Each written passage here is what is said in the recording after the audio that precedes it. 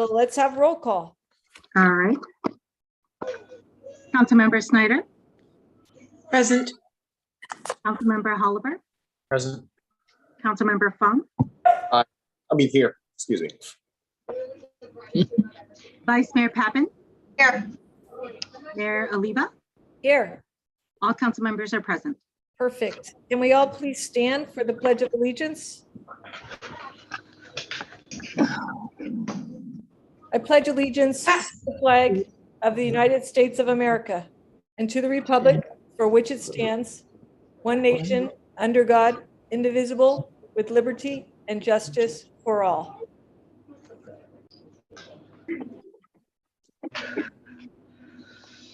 Thank you. And I would ask at this time if everybody except for caller one, Marge Calapietro, would please mute. We have some background noise going on. And Vice Mayor Gina Pappen, we have a presentation that you would like to do for the commissions and committee service pins. Oh, wait a minute. Oh, hold it. I lost. Madam Mayor, sorry, 1 second. I've lost my notes. Would you like me to come back to you? Yes, please. No, that's easy. We'll do a proclamation proclaiming the month of July as Parks and Recreation Month. And we have Rec Chair Dan Quigg to receive this. Hey, Dan. Whereas the Parks and Recreations is an integral part of the communities throughout this county, including Millbrae, California. Whereas Parks and Recreation promotes health and wellness, improving the physical and mental health of people who live near parks. And whereas the Parks and Recreation promotes time spent in the nature, which positively impacts mental health by increasing cognitive performances and well-being and alleviating illnesses such as depression, attention deficit disorders, and Alzheimer's. And whereas the Parks and Recreation encourages physical activities by providing space for popular sports, hiking trails, swimming pools, and many other activities designed to promote active lifestyle. And whereas Parks and Recreation is a leading provider of healthy meals, nutrition services, and education. And whereas the Park and Recreation programming and education activities such as out of school time programming, youth sports, and environmental education are critical to the childhood development. And whereas Parks and Recreation, you lost me there, sorry. Increases of community economic prosperity throughout the increased property values, expansion of the local tax base, increased tourism, and the attraction of retention of businesses and crime reduction. Whereas Parks and Recreation is fundamental to the environmental well-being of our community, and whereas the Parks and Recreation is essential and adaptable infrastructure that makes our communities resilient in the face of natural disasters and climate change. Whereas our parks and natural recreation areas ensure the ecological beauty of our community and provide a place for children and adults to connect with nature and recreate outdoors. And whereas the U.S. House of Representatives has designated July as Parks and Recreation Month, and whereas the city of Millbrae recognizes the benefit derived from the parks and recreation resources. Now, therefore, we, the members of the Millbrae City Council, do hereby proclaim July 2022 as Parks and Recreation Month. Dan Quigg, are you here? Thank you.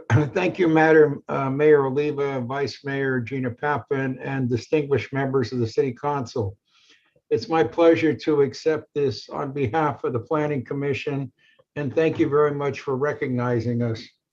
While we're talking about the Planning Commission, the commission would also while we're talking about the Park and Rec Commission, I just heard the Planning Commission people talking, so my mind has not changed yet. But anyway, thank you very much for recognizing the Park and Recreation Commission. And the commission would also like to thank the city staff and the people on the Planning Commission, on the Park and Rec and Recreation Committee. There were the subcommittee members that worked diligently to make sure that we got a gem in our community. Also, I'd like to thank Chris Negro, who worked very diligently on the initial part of the planning and unfortunately got promoted to the Planning Commission and wasn't able to see it finish out, but he was at the opening and he was very pleased with the results. So I want to express my appreciation to the staff and everybody that got involved, because all the positive impact that I'm receiving from community people are very happy with this new gem in our community. Thank you again. Thank you, former Mayor Quigg. And what good timing, right? The opening of the rec center, Parks and Recs. It's a celebration of Park and Rec Month all over Millbrae. So thank you very much. Perfect timing. Yeah, yes. Vice Mayor, are you ready or should I keep going? I am ready. My apologies. No, beautiful. So Vice Mayor Gina Pappen has a presentation of the commissions and the committee service pins. Excellent. Thank you, Madam Mayor. It gives me great pleasure to speak to you this evening and welcome you to the 2022 Commission and Committee Recognition Ceremony. As you know, Millbrae has 8 commissions and committees that work to improve the quality of life for our residents. Throughout the year, the many members of our commissions and committees devote their time and energy with many contributions to form the vibrant community we are so proud of. Their role in our community does not go unnoticed. They are instrumental in understanding and contributing to projects that affect our city. Today, we take the time to honor the dedication of 11 commissioners and committee members for their many years of service, who work arduously to make Millbrae a genuinely great place to live, work, and visit. Collectively, the year's honorees, I feel like there should be music, like the Academy Awards or something. This year's honorees has served as commissioners and committee members for more than 107 years. Okay, we're not saying anything about anybody's age. I would first like to recognize, we're starting with the Youth Advisory Committee members, Isabel Saransky. Saranki. How do I say that, Isabel? I've just messed it up. Are you here? Oh, well, okay. Isabel has served for 2 years, and this will be her last year before moving on to her next adventure. We thank you, Isabel, for your dedication and commitment to your community. We wish you all the best moving forward and continued success. Mateo Torres. Is Mateo here? Yeah. Oh, yay. Thank you for being here. Mateo has served for 5 years on the Youth Advisory Committee. He is currently the chair of the committee and is an example of young leaders we are so fortunate to have in our community. Thank you for your dedication, leadership, and commitment, Mateo. All right. I know, it's so hard not doing this in person. There would be a round of applause here, Mateo. I'm just telling you, okay? There we go. Yay. Thank you. I now recognize Amy Kelly Lauer and Barbara Whiteley. Are they here? Yes, I'm here. Oh, wonderful. Thank you. Amy and Barbara have both served the city of Millbrae for 5 years on the Cultural Arts Committee. Barbara is a dedicated member of the Cultural Arts Committee with institutional knowledge of the committee's works. She was pivotal in helping with setting up the Spring Art Show and the Utility Box Painting Project. Amy is committed and enthusiastic about the goals of the Cultural Arts Committee. As a new chairperson, she brings many exciting new ideas for the committee. Barbara and Amy, thank you very much for your dedication and service to the city of Millbrae. Okay, one more time. Round of applause. Okay, we're getting better at this. Thank you, everybody. I would like to recognize Rochelle Mullen and Marlene McBride for their work with the Millbrae Senior Advisory Committee. Rochelle has served the city of Millbrae for 5 years. Rochelle dedicated her time to the Senior Advisory Committee. She graciously ensures the seniors are celebrated on their birthdays with a call and takes time to attend city meetings and distribute essential information to the committee. Rochelle also hosts a booth at the Millbrae Art and Wine Festival, where she showcases the excellent work of the senior boutique. Rochelle, thank you very much for your 5 years of service. And anybody going to the Art and Wine Festival, you got to check out the boutique, all the wonderful items that have been presented by our seniors. It's great. So thank you, everybody. Marlene, for 10 years on the Senior Advisory Committee, she has brought connectivity and the community to our seniors in Millbrae. Many that know her speak about her kindness and caring for those around her. She promotes inclusiveness and encourages seniors to share their stories and personal connections with the city. And Marlene, thank you for your 10 years of service. And I really want to thank you both, because during COVID, it was very, very difficult. And I know bringing all your hard work during that time was vital to reaching out to seniors who were isolated and really bringing people together. So thank you so much. Round of applause again. Okay, come on, everybody. There we go. I would now like to recognize John Kiefer and Julie Turner, what I said. Both have served 10 years of service on the Park and Recreation Committee. Are they here tonight? Guy? I'm not seeing. Oh, okay, we'll assume. Julie and John are an amazing team. They participated on the Mills Estates Development Plan Subcommittee, Skate Park User Group, Proposition 68 Statewide Parks Program, Mills Estates Grant Submittal, Land and Water Conservation Fund Grant Review, and assisted on the Spur Trail Expansion Project. John has served 10 years on Park and Recs Commission, and he has participated in various committees and subcommittees, including Dog Park Committee, which we're still going to pursue, Bike and Pedestrian Advisory Committee, Community Garden Subcommittee, and assisted in the Parks and Facilities Inventory Report. John, thank you very much for your 10 years of service to the city of Millbrae. Round of applause. Julie has also been heavily involved in many projects and commissions within the Park and Recreation Commission. Julie participated in the Funding Opportunities Subcommittee. She also was a key participant in our Recreation Center Grand Opening Subcommittee, Recreation Center Fundraising Committee, and Recreation Center Fee Schedule. So Julie, thank you very much again for your 10 years of support to the city of Millbrae. Come on, everybody. Work with me. Thank you, everybody. Next, I would like to recognize Sammy Yim for his 5 years of service on the Sister Cities Committee. He has been instrumental in initiating the, okay, I'm now going to blow this, Dungyong. I hope I said that right. A friendship city with Millbrae, and is currently working with the Sister Cities Commission to establish Friendship City with Taichung, Taiwan. Again, I apologize if my pronunciations are off. Sammy, if you're here, thank you so much for your 5 years of service to the city of Millbrae.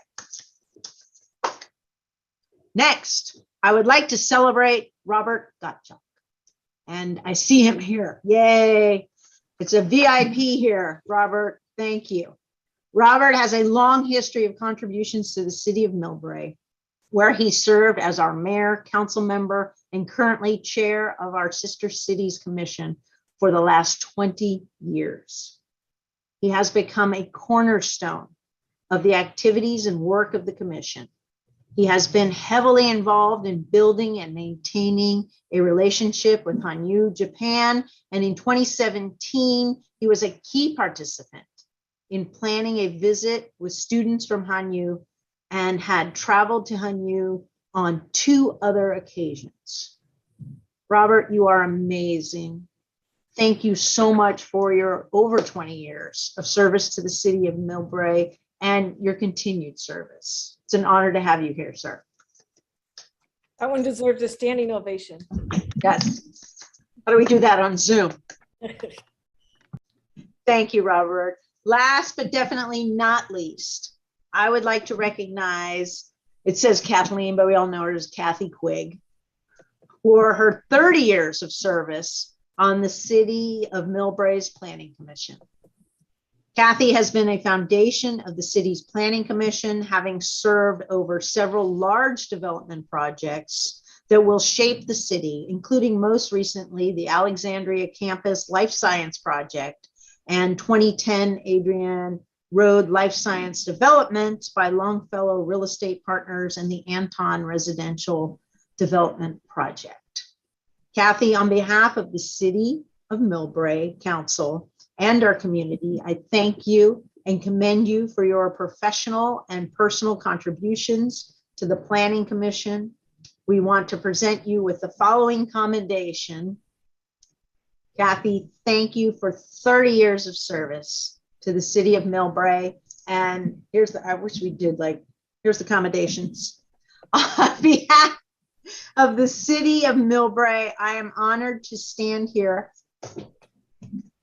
tonight to show our appreciation for all your dedication and the time volunteered on behalf of our beloved city. The consistency of good people in our community is what make us great.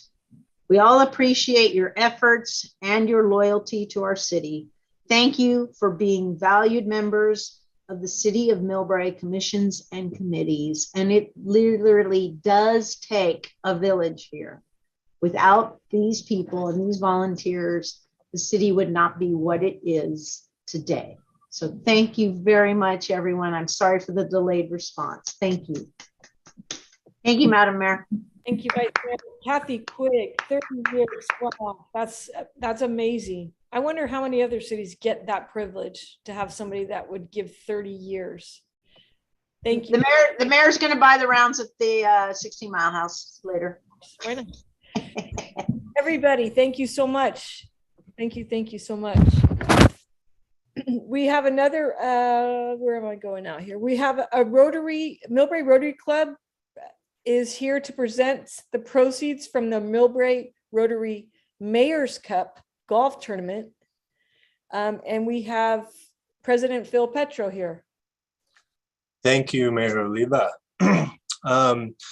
So this was our third Millbrae Rotary Mayor's Cup golf tournament, and it was a wonderful success again. And we started this a few years ago because we wanted to help raise some funds for the rebuilding of the rec center. And again, great timing with it just having its grand opening. And it looks so beautiful, and I'm glad we were able to be a part of making that happen. So let me look at my notes for the numbers here, but the tournament profits were $17,790. And so half that stays with the Rotary Club so we can continue to do our projects in the community. And the other half will go to the city, and that was going towards the Millbrae Recreation Center. So that comes out to just shy of $8,900 for each side. So it was a beautiful day. It was so nice to have everyone out there. And we're happy to present that to you guys. And you know, like Vice Mayor Pappen said, you know, it goes along with the consistency that we continue to move forward, because that was a long project to get it across the finish line. And so we're just happy to be a part of it. So thank you. Thank you. And I'll coattail on again, Vice Mayor, it takes a village. So it's clubs like yours, the Rotary, and the participation and the generosity of everybody involved with this. So thank you so much. Really appreciate this. Thank you, Rotary of Millbrae. Thank you.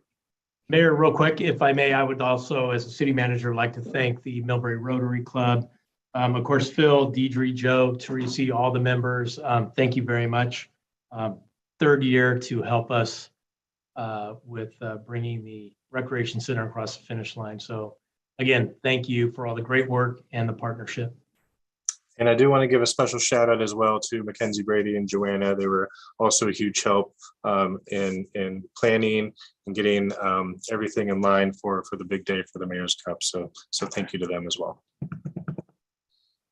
All righty. Thank you, Phil.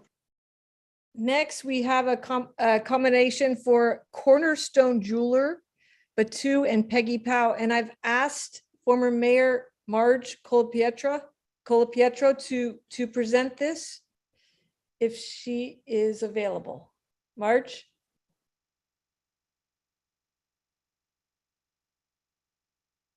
Give her a minute with this technology.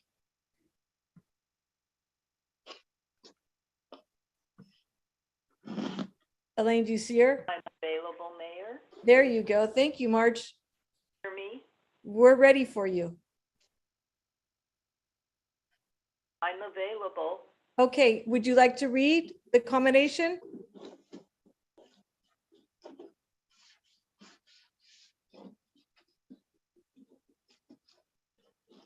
Go ahead, Thank Marge. you, Mayor. Okay, go ahead.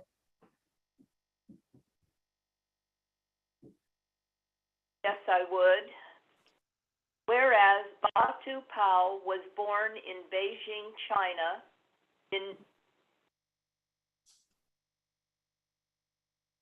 Whereas Batu Pao was born in Beijing, China in 1946.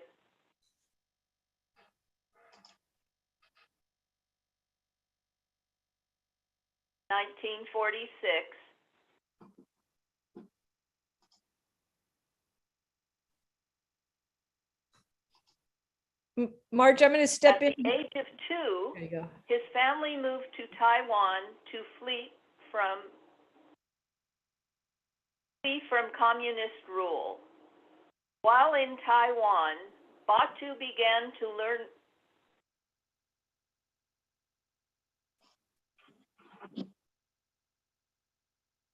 communist rule.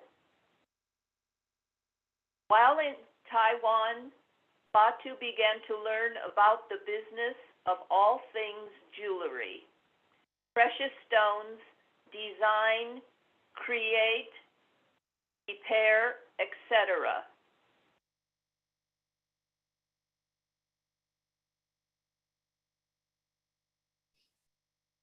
Marge, I'm going to step in here and help you out because it's your story's beautiful here, and I want to make sure that it is. And whereas Batu wanted to learn more and wanted to study at the prestigious Brigham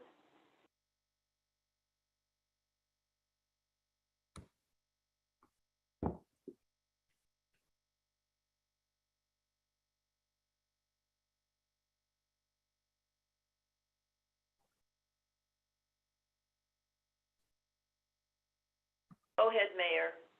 Okay, this is written with the help of Marge, and that's why I wanted her to be able to tell this story. I can't hear the mayor. Batu wanted to learn more and wanted to study at the prestigious Brigham Young University. So he and his family moved to Los Angeles, California. And whereas Batu was fortunate enough to find a job as an apprentice in a jewelry factory where he worked for about 5 years to gain experience. And whereas Batu moved to Foster City, where he lived with his sister and commuted back and forth to work on the peninsula, when he read that the Cornerstone Jeweler in Millbrae was up for sale. Whereas Batu fulfilled his dream when in September 1984, he and his wife, Peggy, became very proud owners of the Cornerstone Jeweler. And whereas after the business was settled in, Batu and Peggy, and purchased a house on Hillcrest Boulevard in Millbrae, where they raised their 2 daughters, Heidi, who is training for school for pet dogs, and Heather, who serves in the U.S. Navy for 5 years.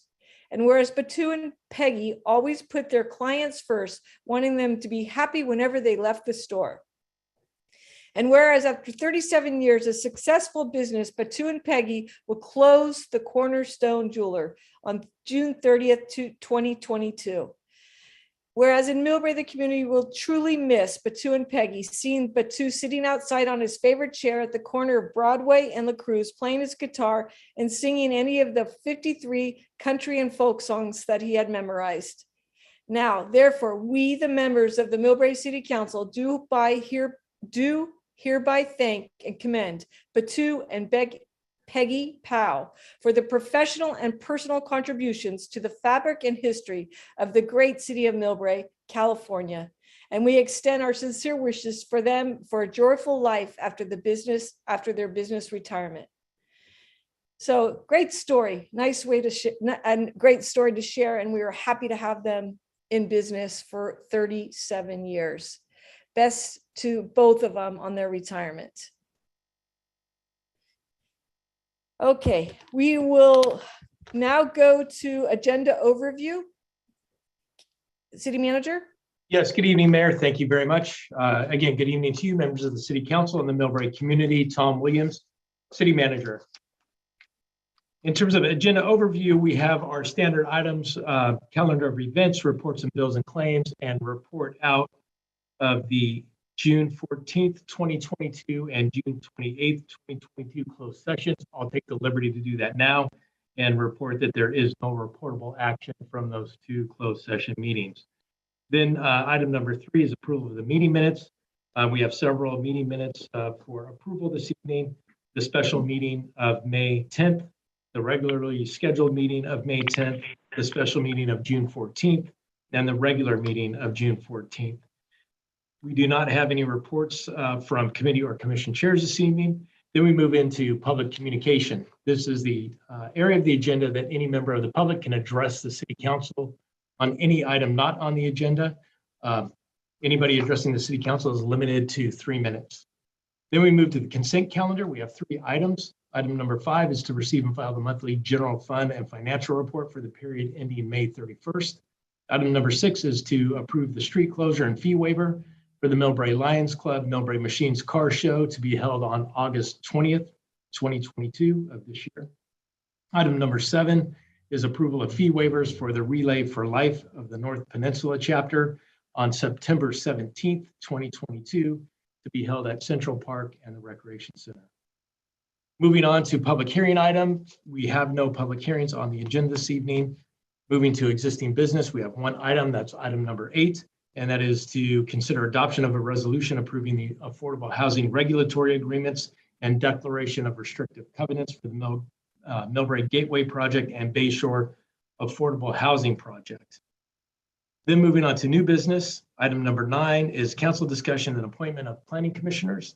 Item number 10 is adoption of a resolution to order and call a general municipal election to be held on November 8th, 2022, and to request the San Mateo County Clerk to render specific election services and to set certain policies applicable to the municipal candidate election. And the last item on the agenda is item number 11, and that is to consider placing a measure on the November 8th election ballot to increase the city's transit occupancy tax known as TOT. Then we move on to council comments and adjournment, Mayor. Real quick, just to quick report here. We have a lot of things going on as usual. The city is updating its housing element of the general plan in compliance with state law. If you're interested in help shaping the future for housing, please join us this Thursday, June 30th at 6 p.m. for a virtual community workshop. Again, this Thursday, June 30th at 6 p.m. for a visual community workshop. You can learn more and take a community survey if you log onto our website at City of Millbrae or ci.millbrae.ca.us/HEU. But that's all on our website.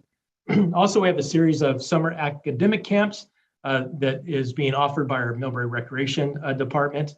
A variety of camps include public speaking, writing, mad science and STEM classes. Virtually there's something for every child who chooses to use their brains this summer. And registration can be found again on the City of Millbrae's website or at www.bit.ly/millrec. So again, www.bit.ly/MILREC. And then this 4th of July, which is this coming Monday, we have our Beats and Brews concert series downtown from 3 to 5 p.m. That's on the 300 block of Broadway. So come out and enjoy some music before you go to fireworks on the 4th of July. Help support our local businesses that will be open. So there'll be food and drinks available for purchase. Also with 4th of July, just to remind everybody that fireworks are illegal in the city of Millbrae.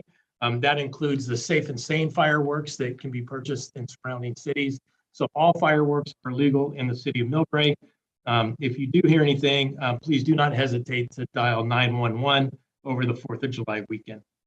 Also, we have Millbrae Goes to the Movies. Clifford the Big Red Dog was voted by the community for the next showing, and that will be scheduled for Friday, July 8th at Central Park. There's food trucks, events for families and kids.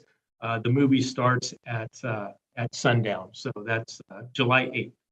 We also have an upcoming 2022 election informational workshop. This will be the 3rd workshop. That's scheduled for Wednesday, July 13th from 6 o'clock in the evening to 7:30. That can also be accessed through our website or the city clerk's office.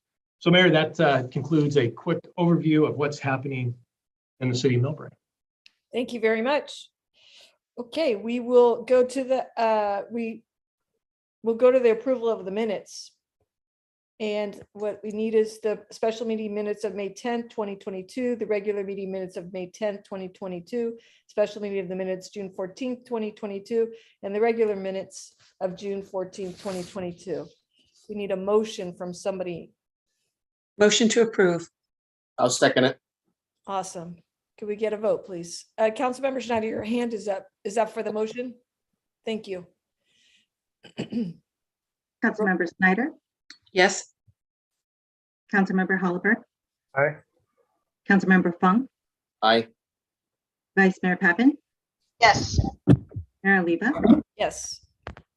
The 4 city minutes are approved by the vote of 5-0. Thank you. Moving on to oral reports from the city committee and commission chairs. Of that which we have none tonight, we'll move to public comment. That's for reserved for people wishing to comment or say anything that is not appearing on the agenda tonight.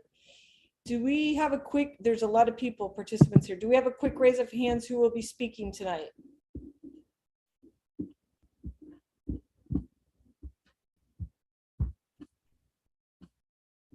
One, two people? Okay, let's start with Michael Kelly, please.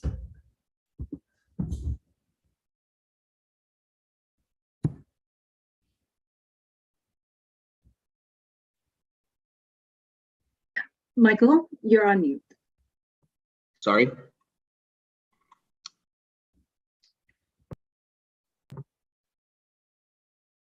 You're okay now. Can you try speaking, please? Sorry, are you able to hear me? Yes, Yes. we hear you, Michael. Okay, thank you. Can you set that to 3 minutes, please? I'm planning to use it all. Thank you. Good evening, Madam Mayor, distinguished city council members, and Millbrae residents and guests here on the unceded land of the Ramaytush Ohlone people. My name is Michael Kelly, one of the co-founders of the Millbrae Anti-Racist Coalition, and I'm commenting tonight in follow to the anti-hate event of 10 days ago on June 18th that featured our U.S. Congresswoman, Jackie Spear, at Millbrae's new community center. It was scheduled after the attack on Councilman Anders Fung that occurred in San Francisco. And while I think the investigation is still underway as to whether the injuries Anders had inflicted on him were found to be hate or racist related, there is no doubt that even here in Millbrae, more needs to be done to reduce violence, hatred, and racism. And Anders, I wish you a full and speedy recovery. I hope that continues.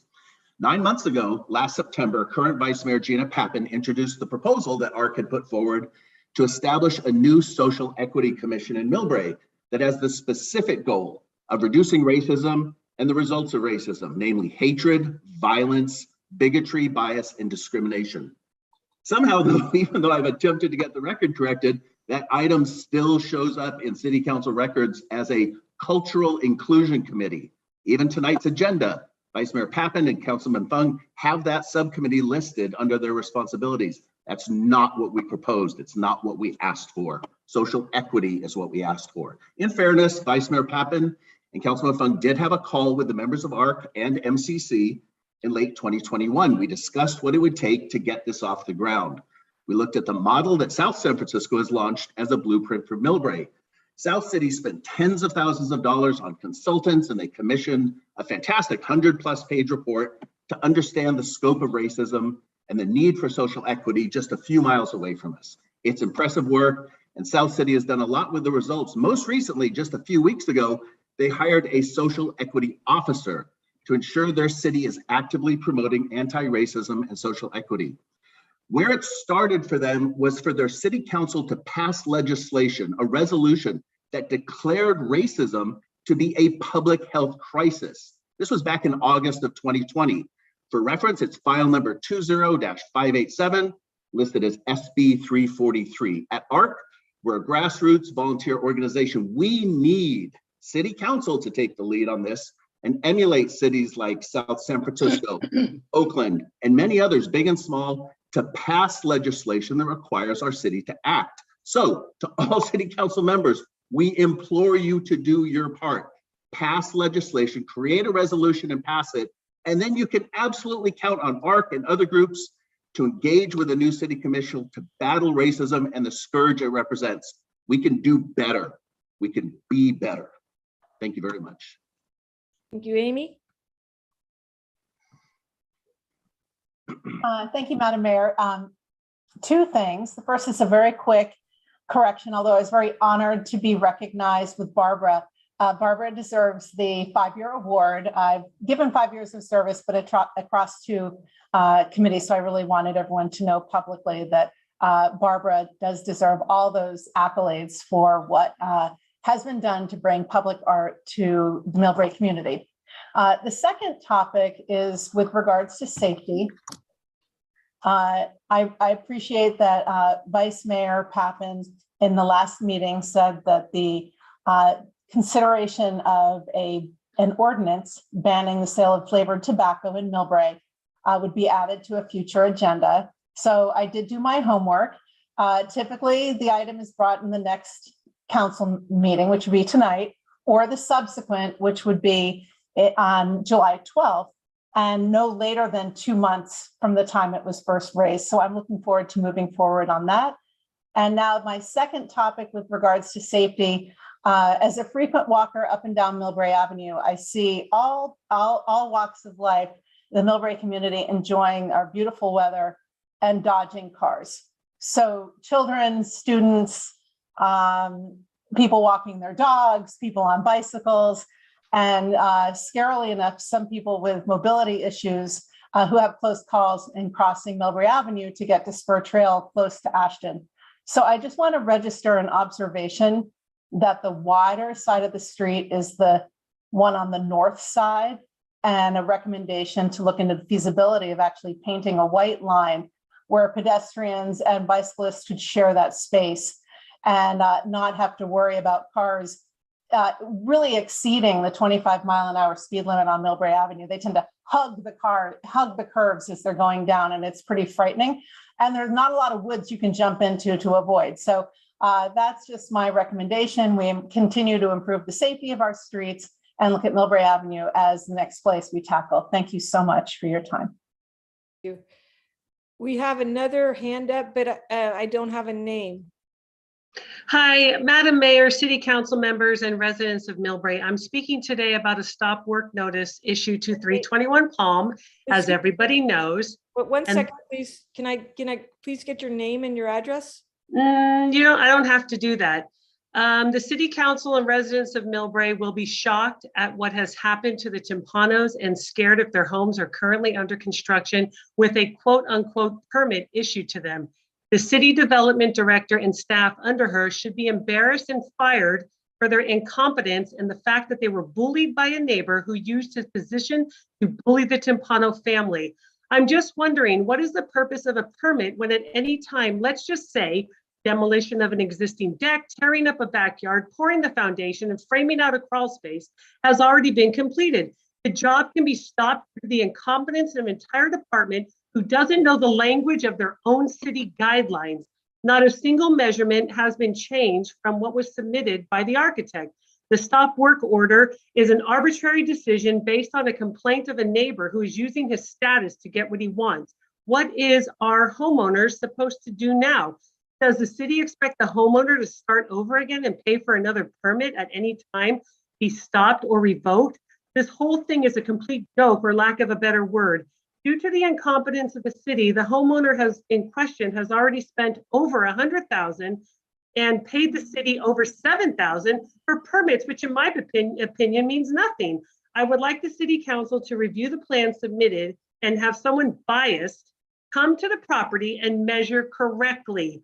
I am warning all residents who are thinking about submitting plans to think twice before spending $100K plus. Those are already under construction. Better hope that their project doesn't get stopped either. Thank you very much. Okay. Next, we'll move to our consent calendar. And we have 3 items on our consent calendar. Item number 5, receive and file monthly general fund financial report for the period ending May 31st, 2022. Item number 6, approval of the street closures and fee waivers for the Millbrae Lions Club, Millbrae Machines Car Show on August 20th, 2022. And item number 7, the approval of fee waivers for the relay for life of North Peninsula on September 17th, 2022 at the Central Park and Recreation Center. Councilmember Schneider. Happy to make a motion for the approval of the 3 consent items, but a quick comment if I could. I think that Miss Amy Lauer was recognized for 5 years based on her work with the Downtown Improvement / Economic Vitality Committee, and then she moved over and became chair of the Cultural Arts Committee. So thank you, Amy, for 5 years of combined service on 2 different committees. So we have a motion for the consent calendar, all 3 items. Second. Can we call for a vote, please? Councilmember Snyder, Aye. Councilmember Hollabaugh, Aye. Councilmember Fung, Aye. Vice Mayor Pappen. Aye. Mayor Oliva. Aye.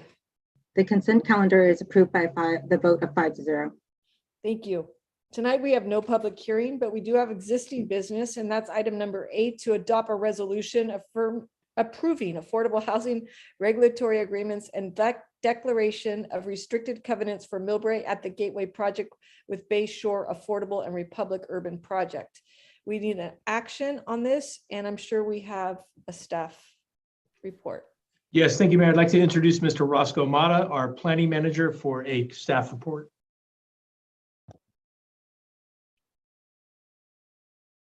Thank you, Mayor. I'll now share screen.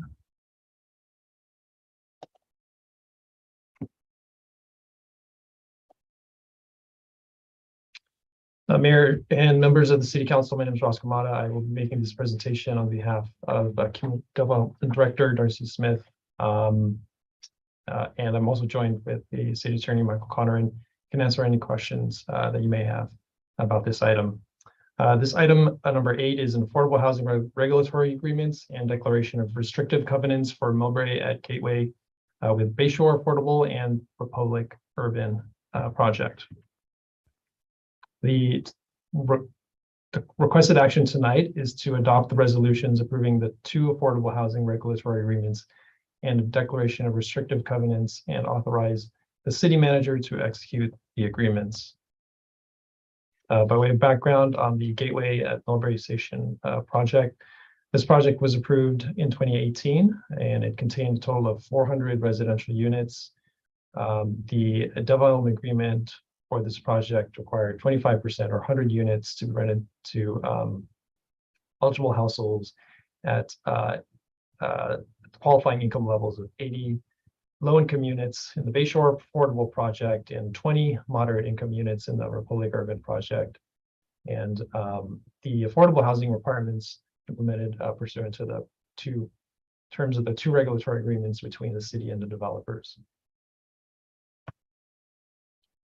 The Bayshore Affordable Project consists of 80 residential units, and these are rented at the low income, which is defined as less than or equal to 80% of the area median income. And the you can see here in the chart in the slide the maximum gross household income that corresponds to the number of household people in the household. And then for this project in this building, preference will be provided for rental of the units to eligible veterans and their families and to Millbrae residents or workers. For the different types of units in this project, the studio 1 and 2 bedrooms, you can see here in this chart what the maximum rental amount would be at the various income levels. And this will also show the monthly affordable rents. The Republic Urban project consists of 320 rental units and 20 affordable units at the moderate rate level. And the moderate rate level or income is defined as less than or equal to 120% of the area median income. And based on the corresponding household size, you can see the maximum gross annual household income. And the preference here will be provided for residents in Millbrae or workers in Millbrae. And here you also see the what 120% of the AMI, what the maximum annual rent would be for the different number of the bedrooms in each unit and the affordable rents.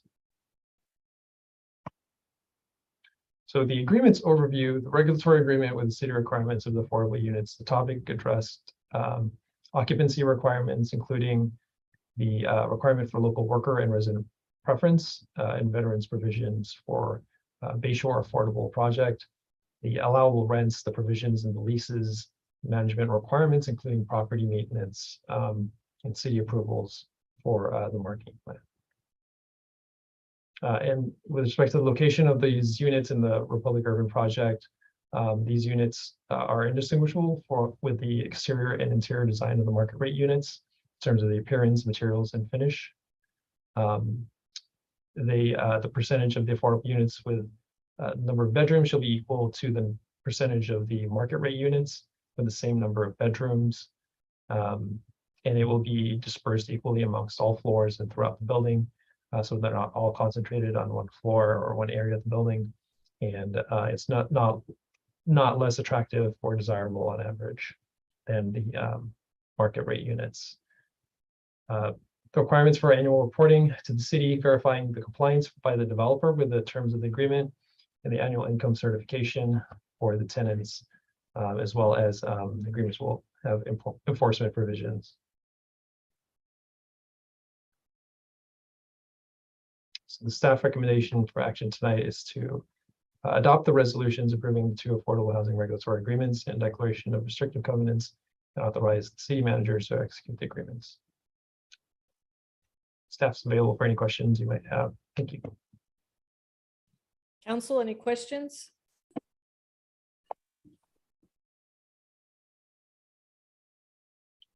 Ruben. It's just Councilmember. a quick question. What is the enforcement mechanism for this agreement? Will there be, audits of, the residents to make sure that they actually meet the income requirements? What's the process for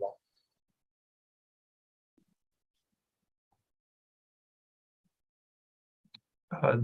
City Attorney.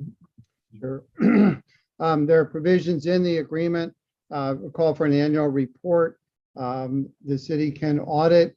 There's also in sections for instituting civil action, recovering if there's an undue financial benefit that someone receives, and that would be an additional rent. The city can enforce that as well.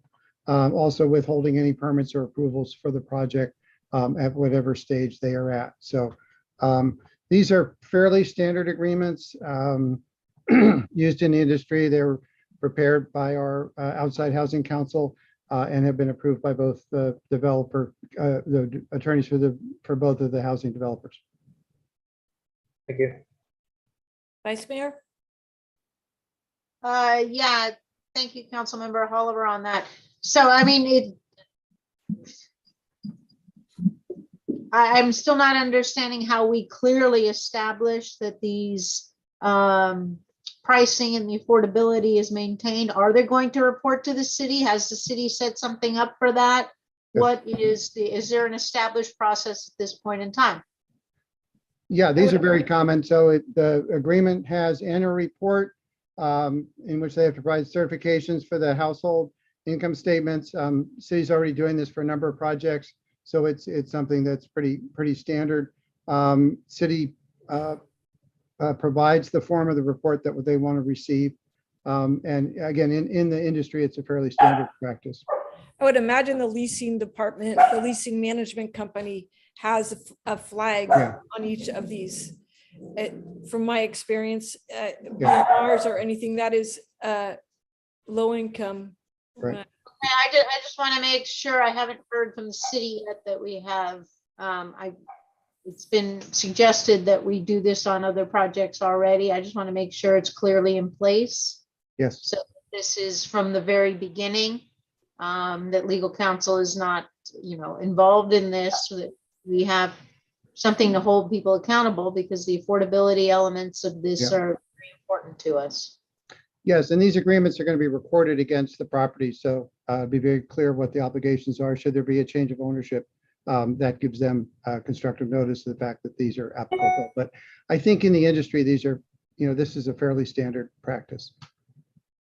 Thank you. Any other council comments? Public comment? Oh, Vice Mayor, is your hand up or down? There you go. Okay, Nathan. Chen.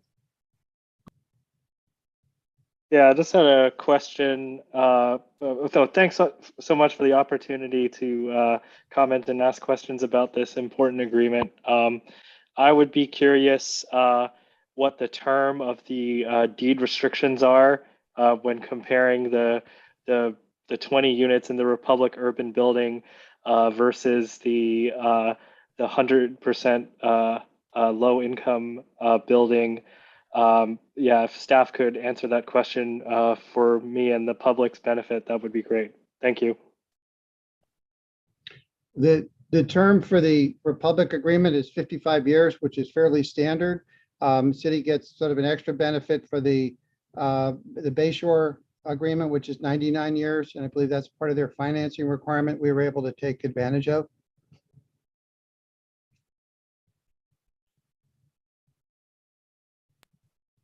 Is that your question, Nathan?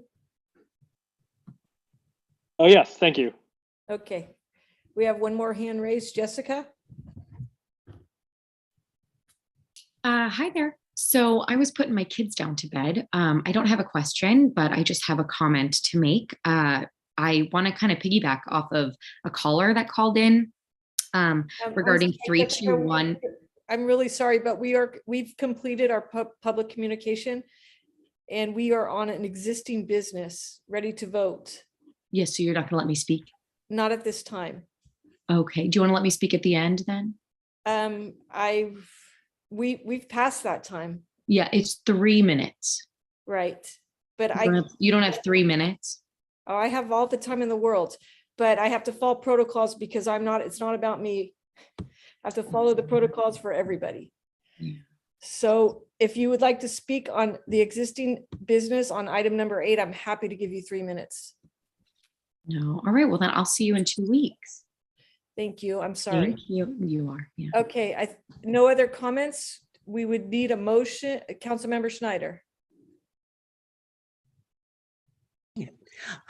Thank you, Mayor. I'm happy to make a motion, but I do have one question. I have been getting, and this is for staff, I've been getting a number of phone calls and a couple of emails for people who would like to apply for either the Republic Urban Project or the Bayshore Affordable Project. Do we have information on how they might apply on our website, or does Republic Urban have it? I know when we had the celebration last year that they had hired a special manager for the Veterans Project, but I really don't know the details. If staff could get that and get it out to all of us council members, that would be lovely. And an estimated completion time. I heard that Republic Urban Project, the big building, has been pushed back to December, but just a little clarification so that people who might want to apply and are trying to figure out where they're going to live might know if they might be able to move in. Second the motion. And just to clarify, this will be on both resolutions? Yes. Same one roll call, both resolutions. Correct. Bay Shore Affordable and Public Urban Project. Elaine, we have a motion and a second. Thank you, Mayor. Councilmember Snyder, Yes. Councilmember Halliburtt, Aye. Councilmember Fung, Aye. Vice Mayor Pappen, Yes. Mayor Oliva. Yes, Existing business number 8 passed by a vote of 5-0. thank you. Moving on to new business, we have item number 9, and this is our council discussion and appointment of planning commissioners. This takes action as well, and we have all gone. Madam Mayor, I'm hoping that Councilmember Schneider's comments will be posted somewhere as to, how people apply. I'm sorry, say that again. I believe Councilmember Schneider asked how the applications for these housing units will be Yes, advertised. from the existing business item number 8, absolutely. So where though? The question is, where will it be posted? I think she asked if they could get directed to us. Why, I think publicly speaking, it should be announced to the public as to where this information can be found. Well, how about if we make an announcement at our next meeting? That would be wonderful. I think that would be helpful to anyone. Thank you very much. Easy. Okay, new business, item number 9, council discussion and appointment of planning commissioners. And Elaine, is your hand up? Yes, it is, Mayor. I just want to inform the public that the City Council received public comments by email, and it was shared with the full council. We received 2. Thank you. 2 comments, and we had 4 applications for the public. And question, Madam Mayor, will those be a part of the public record? Of course. Yes, they will. The public emails? Yes. All right, let's open up this for discussion. We have to take action on this tonight. Who would like to be the brave soul to start? Jean, I'm going to start with council comments first, and then I'll go to the public. Okay, what the heck? Okay, go Vice Mayor. First and foremost, thank you so much to all the applicants, and their interviews were very, very impressive. So thank you, everyone. It seems like everybody did their homework.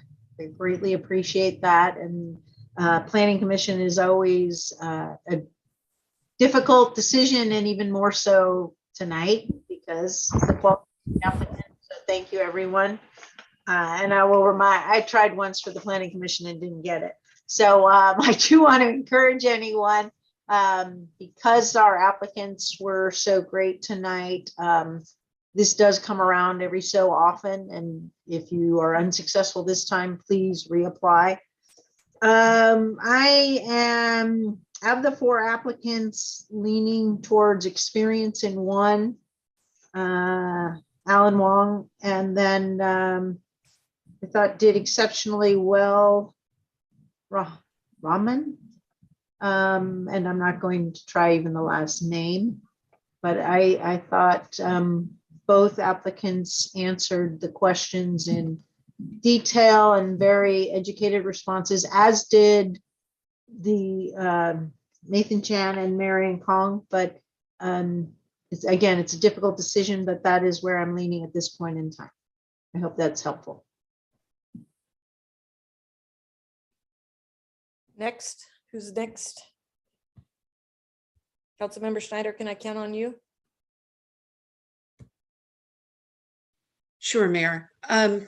First of all, thank you to all of the candidates. This is the trickiest one, and we never seem to have time as a council to talk about the skill sets that people being on the Planning Commission bring. And I do want to give a huge shout out to Jean Joe, who is retiring. To me, the absolute best example of a planning commissioner that does her homework, knows the issues, looks out for everybody, the applicant and the neighborhood. And that is what I'm looking for in that. I wish, although we don't currently have it on our planning commission, and none of the applicants have that skill set. That's not their fault. It's not a fault. It's just, it would be really nice for Millbrae's Planning Commission in the future to have an architect And in fact, if the architect had a certification in landscape architecture, I think that would be a great advantage to the city of Millbrae. So in terms of the responses, I think that Nathan Chan did an excellent job. He actually has been participating in many ways in the city of Millbrae. He can step up immediately. So maybe he's not experienced on the planning commission, but he can step up with a range of knowledge, and especially the range of knowledge in the environmental field, which none of the applicants really have in the terms of sustainability. And I will say that I liked Mr. Rahman. I agree with Gina. I have to go back and find my notes and try Zolfashari. My apologies.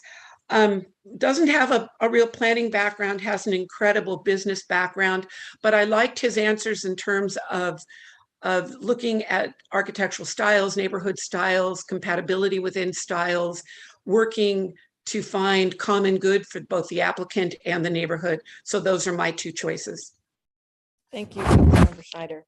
Madam Mayor, too, I would like to commend, Nathan has always been a part of the community and stepped up too. I would like to acknowledge that as well. As I said, it was a very difficult decision. So we haven't taken a vote yet, but I'm interested in hearing my colleagues as well. Thank you. Sure. Can I call on you, Councilmember Holliver, for some comments? Sure, thank you. Just for clarification, Commissioner Joe did not reapply, or was she term limited? Anybody know the story? She's retiring. She did not reapply. Did anybody contact her to see if she was interested? And she for sure is not interested. Okay. My understanding is she has too much to do in other areas. That was her decision. Okay. Well, I thank her for her service, and she's been on the committee for commission for several years. And I think always was very fair and certainly listened to all, asked all interests and all perspectives. And I think she certainly will be missed on that commission. In terms of the members, I think the people that applied, I think everybody, first of all, I commend everyone who applied. It's not easy to put yourself out there and to interview. I think I would be supportive of a second term for Alan Wong, who's been on the commission for 4 years now. And just from my experience with him, and we've had several sessions with the general plan and joint sessions with the planning commission. I thought all of his comments were always very constructive and collegial, and he seemed to have a good knowledge of and good vision for the city. So I'd be supportive of him for a second term. In terms of the other 3 applicants, I think there's certainly strengths with each of them. I would be interested to see if maybe if we could reopen the application process to see if others are interested. I don't know if there's interest from that on the council, but I think if push comes to shove, I would probably lean towards supporting Nathan Chan. I know he's been very active and seems to have a good knowledge of the zoning code and planning code in Millbrae. I don't agree with him on everything, but that's okay. I think he has a very collegial attitude, and I like to joke that there's several people in the community who have kind of put themselves, who have positioned themselves as kind of the 6th council member in Millbrae, and I think Nathan is one of those people. He has a comment on just about everything. I am a bit concerned about his activity with some advocacy organizations and how that potentially could conflict with his role as a planning commissioner. But I'm interested in hearing from the rest of the council and also from the public. Thank you. Thank you, Councilmember Holliver. Councilmember Fung. Thank you, Madam Mayor. Excellent candidate pool. It's always thankful to see many community members who wanted to participate in, serving our community and wanting to be able to serve on our planning commission. It's such an important part of our city government. Land use is not an easy task. I myself have the opportunity to serve on that commission for over 3 years, and I know firsthand how challenging some of those decisions can be. First of all, Mr. Raman Salvagari, I'll make an attempt to pronounce his last name. I like his business background and how it could be helpful to our city, and how he articulated that he wanted to be selective about the businesses to bring into our city, and his desire to keep and maintain our small town feel. Ms. Kong, Marion, I also liked and appreciated her years of community involvement in many aspects of our city. So I think that needs to be recognized and commended. Also appreciate how she brings a unique perspective based on her interpretation of our staff recommendations and how she would go about doing the job should she be appointed, and her desire to bring more businesses to our city and how it could benefit our fiscal viability. Mr. Wong, even I no longer serve on the planning commission. I still watch our planning commission meetings, and I had the privilege to serve with him for a couple of years. His civil engineering background is very helpful. I understand that it's not an architecture background, but this is as close as it gets based on the educational background out of the Port of Canada that we currently have. He's well known for his community involvement and contribution to our city has been invaluable. So I would love to see his comment again on the Planning Commission for another 4 years. Mr. Chan, Nathan, he has also a proven track record of civic engagement in various advocacy groups, also council meetings and public hearing, and many aspects of our government functions. It shows passion and commitment, and that's important to all of us, especially in public service. So I also like how he articulated the importance of bringing projects in compliance with the spirit, based on the spirit of the planning code, and how he would be able to interpret those code and see, how it should be applied based on how the legislation and the code is crafted. I like his forward-thinking approach in terms of focusing on the growth of our city, which is highly important, knowing that we have a lot of growth to do. We all do. I also like how he's conscientious about the conflicts of interest that exist between his advocacy group and being on the planning commission. And he did address that very particular point where, in case of project that come before him on both his advocacy work as well as his planning commission work, should he be appointed, that he would choose to, be more, pay more attention on the planning commission side of the work and avoid the conflicts from his advocacy work. So at this point, I think at this point in time, I'm leaning towards Mr. Wong for a second term as well as Mr. Chen. Can I ask a quick question, Madam Mayor? Yes.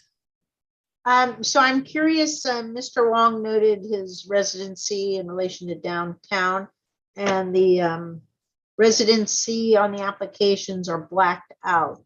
I always appreciate Nathan's comments in relation, but doesn't he live close to the downtown area too? Well, Mr. Wong actually, with conflict of interest, stated that could be a conflict of interest going forward. So what's the range? I'm sorry, how close do you live to the downtown before it comes to conflict? That attorney, Michael, it's Yeah. more than distance. Generally, the boundaries are 500 feet is sort of a per se disqualification, and then between 500 and 1,000. I think you look at the particular circumstances. I will say, however, that we have looked at the new downtown specific plan. There is an exception to the conflict of interest rules called the public generally exception, probably familiar with it. And based on a count, it's based on the number of lots in the area. I believe there would be a full exemption for just about anyone in the city, because it affects so much of the city. And it's particularly focused on the commercial. So there's a commercial measurement and then there's a residential measurement. So we would look at it for each individual, but I think we've already looked at so far for the existing members and that exception would apply. There can be individual projects. I believe we recently had a commissioner disqualified for a particular project, but that's on a case-by-case basis. So we do that. It's one of the rules of the game is you have a map with everybody's residents on it. So the staff is going to maintain that and they're going to take a look at that whenever a matter comes up. So I don't think it's shouldn't be a concern. Okay, yeah. For any of them. Okay, good. Yeah, that was my only concern since we had one applicant say could be, and then I'm not sure. So it sounds like it won't be. So thank you very much. So Councilmember Schneider? Thank you, Mayor. I just wanted to say that during the discussion for the downtown specific plan, I actually went through the process because I'm only 2.5, depends on which way you go, 2.5 blocks from downtown. And because it's a greater plan, I wouldn't have to recuse myself in that case on that one. I don't know, Councilman Holliber asked about conflicts coming from the activist community. Since I come from the activist community, I can tell you once I got elected, I stepped down from the board of Millbrae Community Television and I stopped attending, in fact, even took myself off the mailing list for the Sierra Club Executive Committee. And for years, once I met Nathan and his involvement with environmental groups, which is my background, I tried to get him to work on or to apply for the Community Enhancement Committee. However, there was always a meeting conflict for that. But I can't speak for Nathan and we could ask him back. He's in the audience, but I don't think protocol allows. But my guess is that he would step down from those positions. Okay, and I think that's a reasonable thing to request. I'm gonna, He and I've had conversations on this. I can't speak for him though. So, right. So your opinion is. I think Mr. Chan was very clear as to how he would evaluate his decision-making process, and I was satisfied with that. Okay. I didn't see him have to resign. well, I'm trying to respond to Councilman Holliber, and I didn't know exactly what Councilman Holliber was hoping to hear. It's a shame we can't have Nathan come back. So I was going to open this. Yeah, I think just in response to that, I think a resignation would be probably the cleanest way to do it, or at least resign from whatever leadership role he has. He could be a member of an organization without necessarily being an officer or have some type of a role. If I might just comment, I think the main thing we're interested in is financial, which is not so much of an issue with nonprofits unless the person has a paid position with them. Also different perhaps if they're on the board. Another type, it's not really, it's not the same. It's not a financial conflict of interest, but it is possible someone's a member of an agent, of a organization that's taken a strong stand publicly that potentially can result in a disqualification because of bias. We've had that maybe happen once. It's pretty unusual. Takes a pretty strong statement against a project, and that's why we probably recommend people not, especially if you're going to be in a decision-making capacity, take in all the facts, listen to folks, but don't necessarily take a strong position one way or the other until the actual matter comes up for evaluation. So usually not a problem. Council, I want to open this up to public comment. You've all. Can we hear from you, Mayor? Yes, Okay. as soon as the public comment goes through it, you will hear from me. And we have Jean Wong.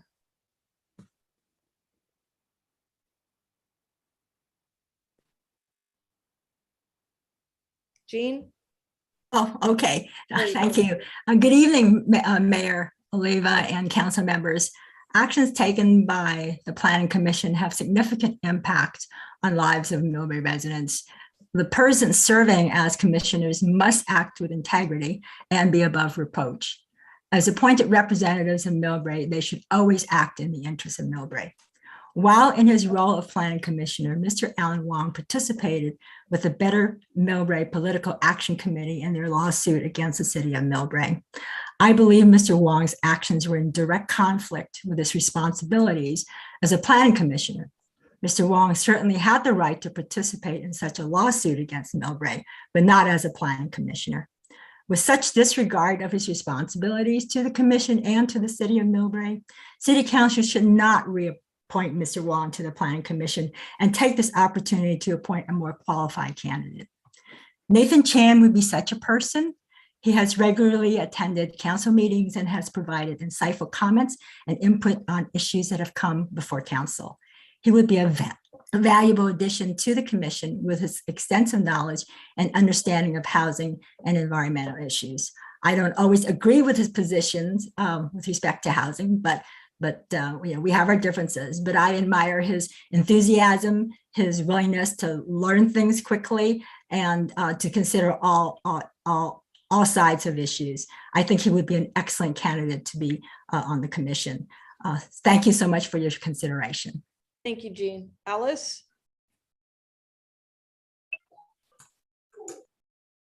Hello, hi, good evening. I was just trying to clarify something about what the Better Millbrae. I thought it's a totally misunderstanding and being clarified first of all, based on what my opinion knowledge.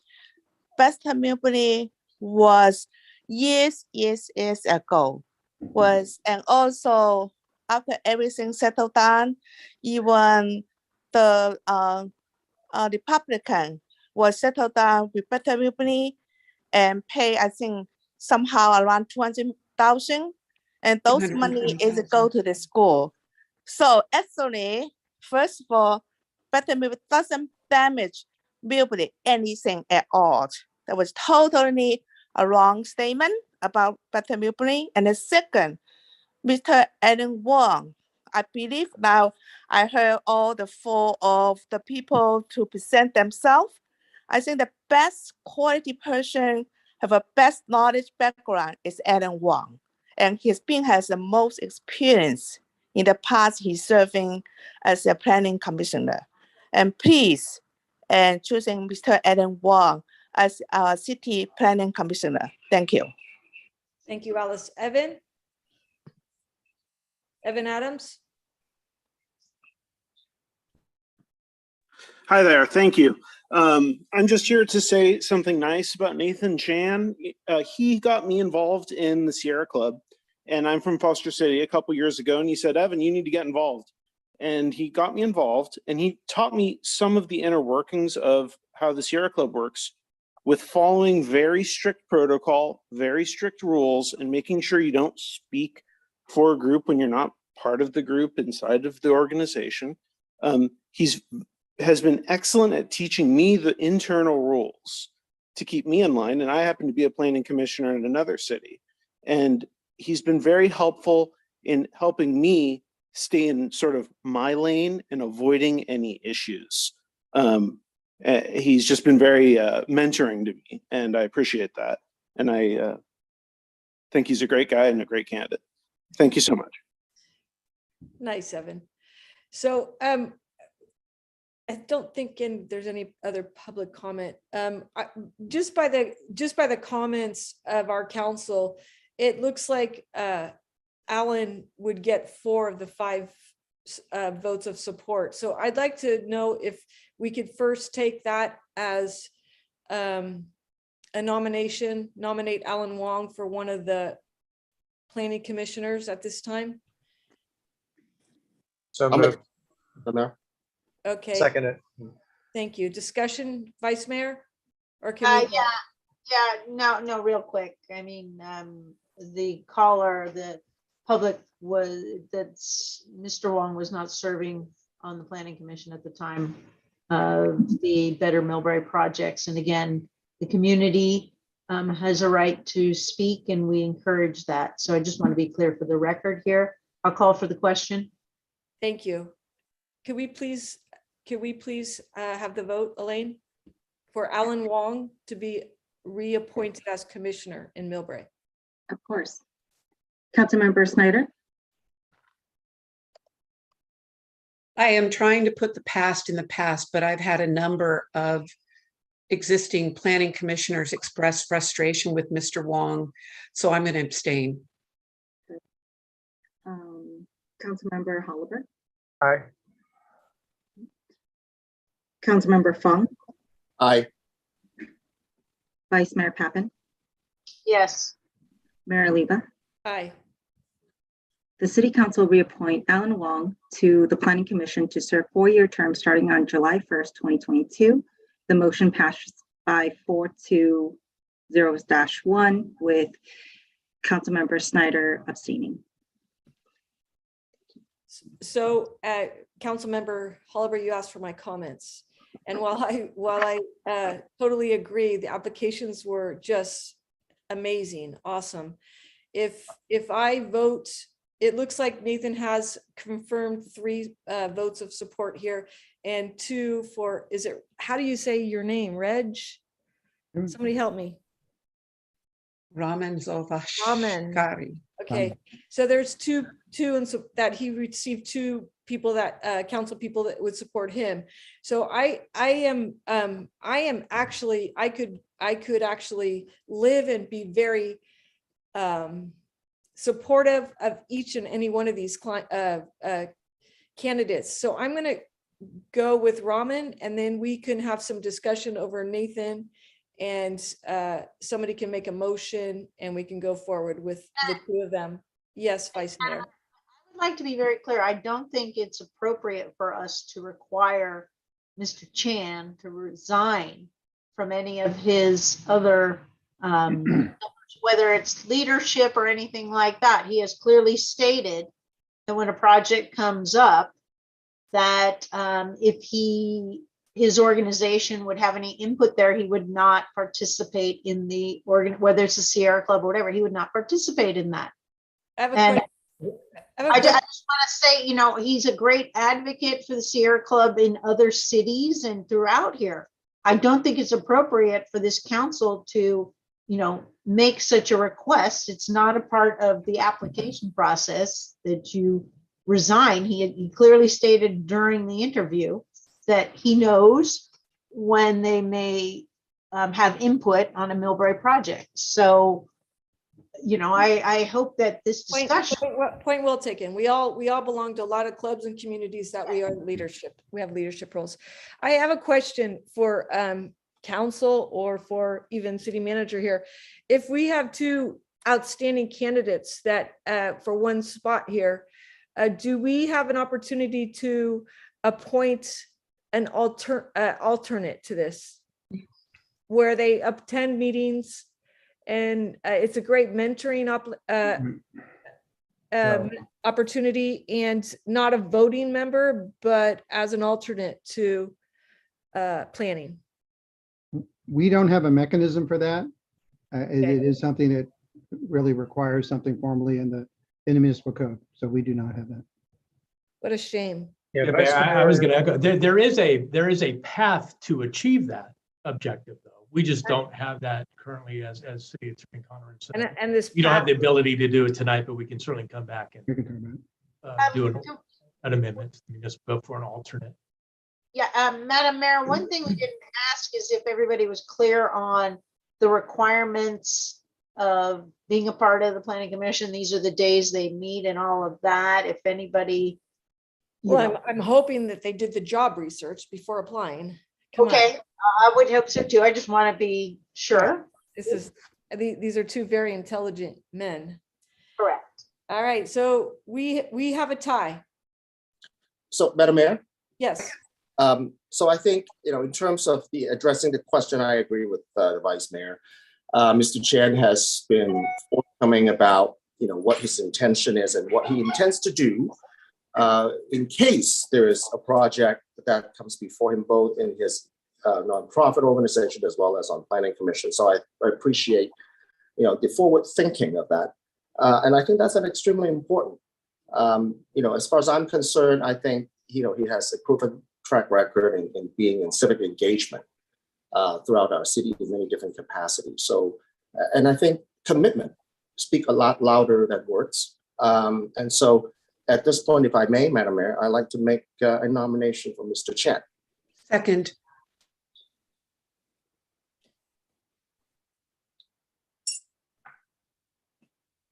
Okay, let's call for the vote or discussion. Do we need Madam Mayor? Sorry. I just want to thank Gina. I appreciate her comments. in terms of what Nathan may or may not have to do, that it's not part of our process. I thank you for that comment, Vice Mayor. And I thank you, Councilman Fung, for your observations. I appreciated that. Thank you. I'm ready to vote. Will Councilmember Holliver would like to say something. Yeah, I just wanted to say that the idea that Nathan Chan should be appointed, would resign, or from other committees, I don't think anybody said that would be a requirement. I think that was just a suggestion. You can take that. That's my suggestion. I don't know if that's your suggestion, but you could take that as he wishes. Just as long as he's aware of whatever potential for bias there is, or potential for conflicts. For Mr. Sofagari, if you are not appointed tonight, I think you do have quite a bit to contribute to the community. I'd like to see you at more council meetings and provide input. And perhaps there are other committees that may have openings that you may be interested in. I think Mr. Zolfagari may have also applied for the Economic Vitality Committee. I don't know if there are openings there, but something certainly to consider if an opening were to come up. That's all that I have now. And from Marion Kong as well. I know she has been a long time volunteer in Millbrae. Grew up as friends with her son growing up. I've known her for a very long time. I believe she was Woman of the Year last year. So again, I would recommend potentially another committee, maybe the Community Enhancement Committee, if there's an opening there. But please continue to stay involved. Thank you. Well said. And I would agree.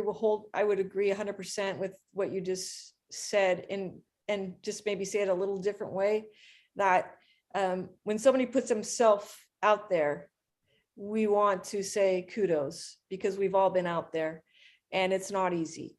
And I think that at this point for me, Nathan has, whether I agree with him or not on all the issues, Nathan has been out there earning his position to something that we all, I think tonight, might want to acknowledge.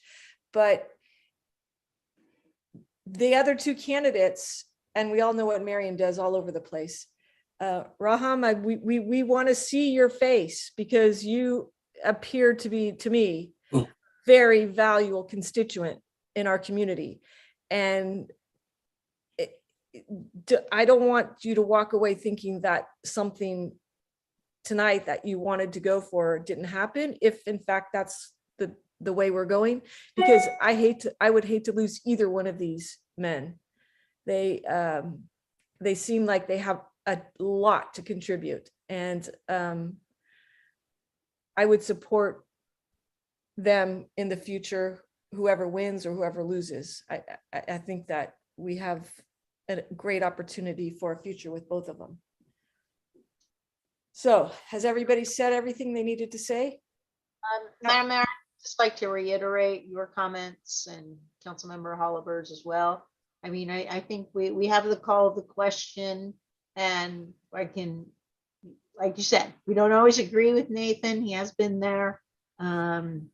The other applicants were very impressive, and please, I mean, this comes up again.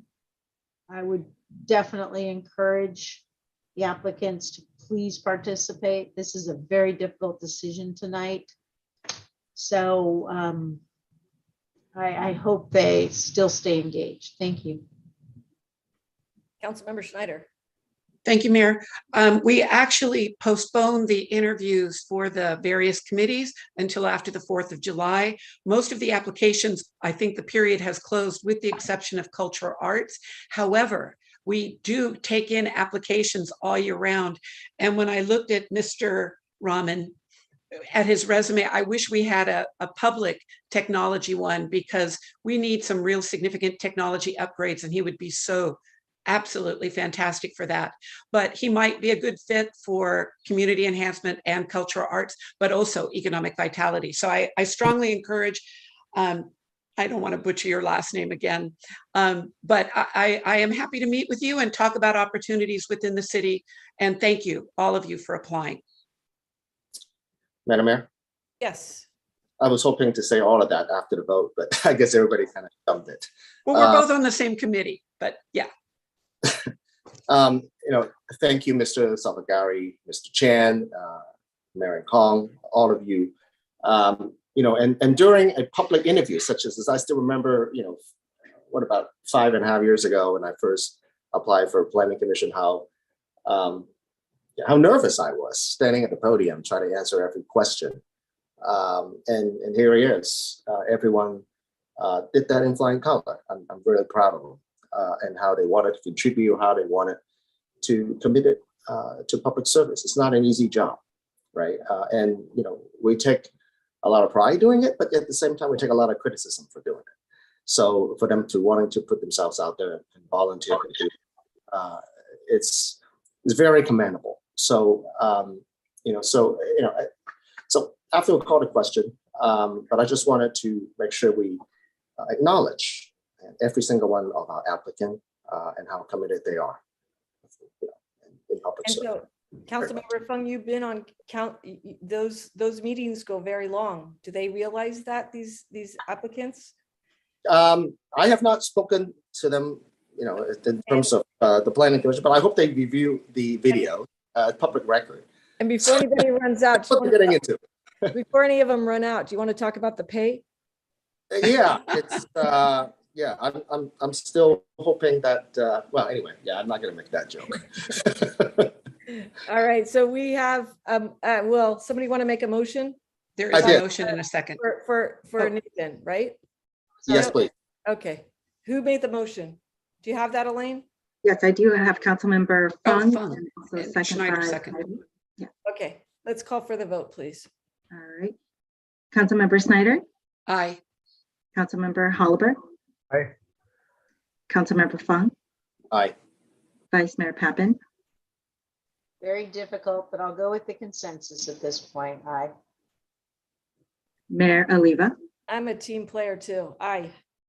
All right. The City Council appointed Nathan Chan to the Planning Commission to serve a 4-year term starting on July 1st, 2022. The motion passes by a vote of 5-0. Congratulations, Nathan and Alan. Okay, item number 10, adoption of resolution to order and call a general municipal election to be held on November 8th, 2022, to request the San Mateo County Clerk to render specific election services and to set certain policies applicable to municipal candidates. And Mayor, we have a presentation by Elaine Tran, our city clerk. Perfect.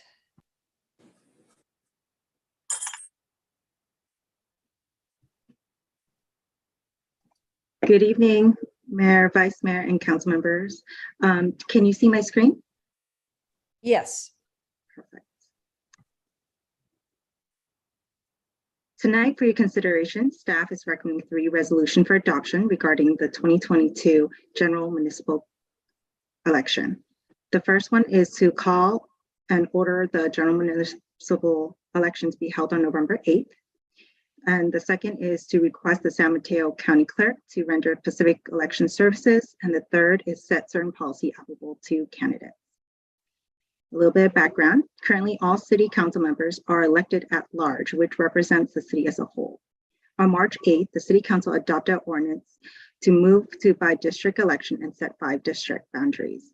November 8th election will be the first city district-based election.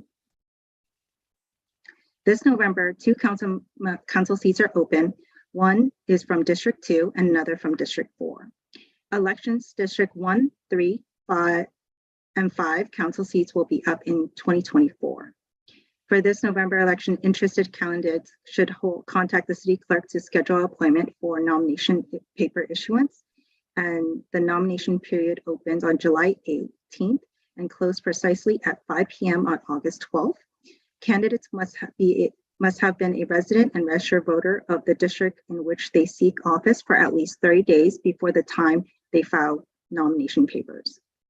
Residents who wish to nominate candidate must also be a registered voter of the district with the open seat. If the proposed resolution is approved by City Council to order and call for a general municipal election, a notice of election will be published as required by election code. This is District 2, and this is District 4. And you can find these maps on the staff report attachment 1A. The second proposed resolution is to request the San Mateo County Clerks render specific service for election.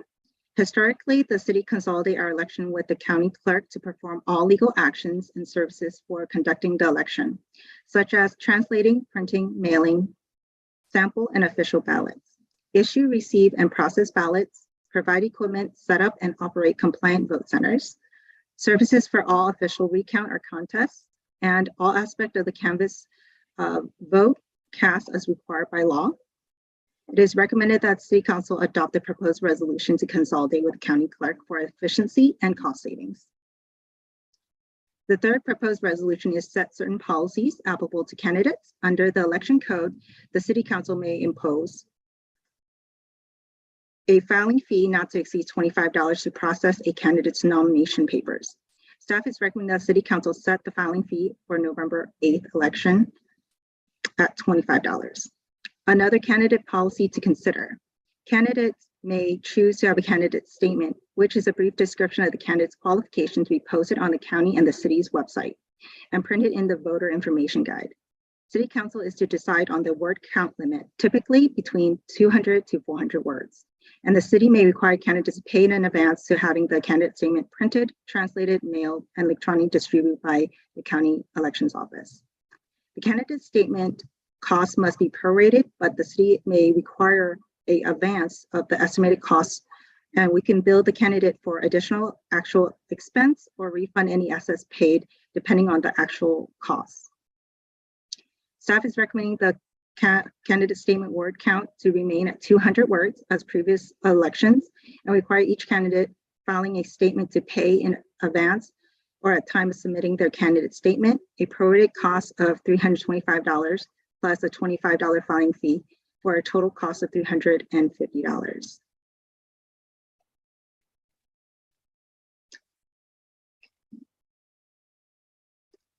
Staff is available for questions. Gina, Vice Mayor.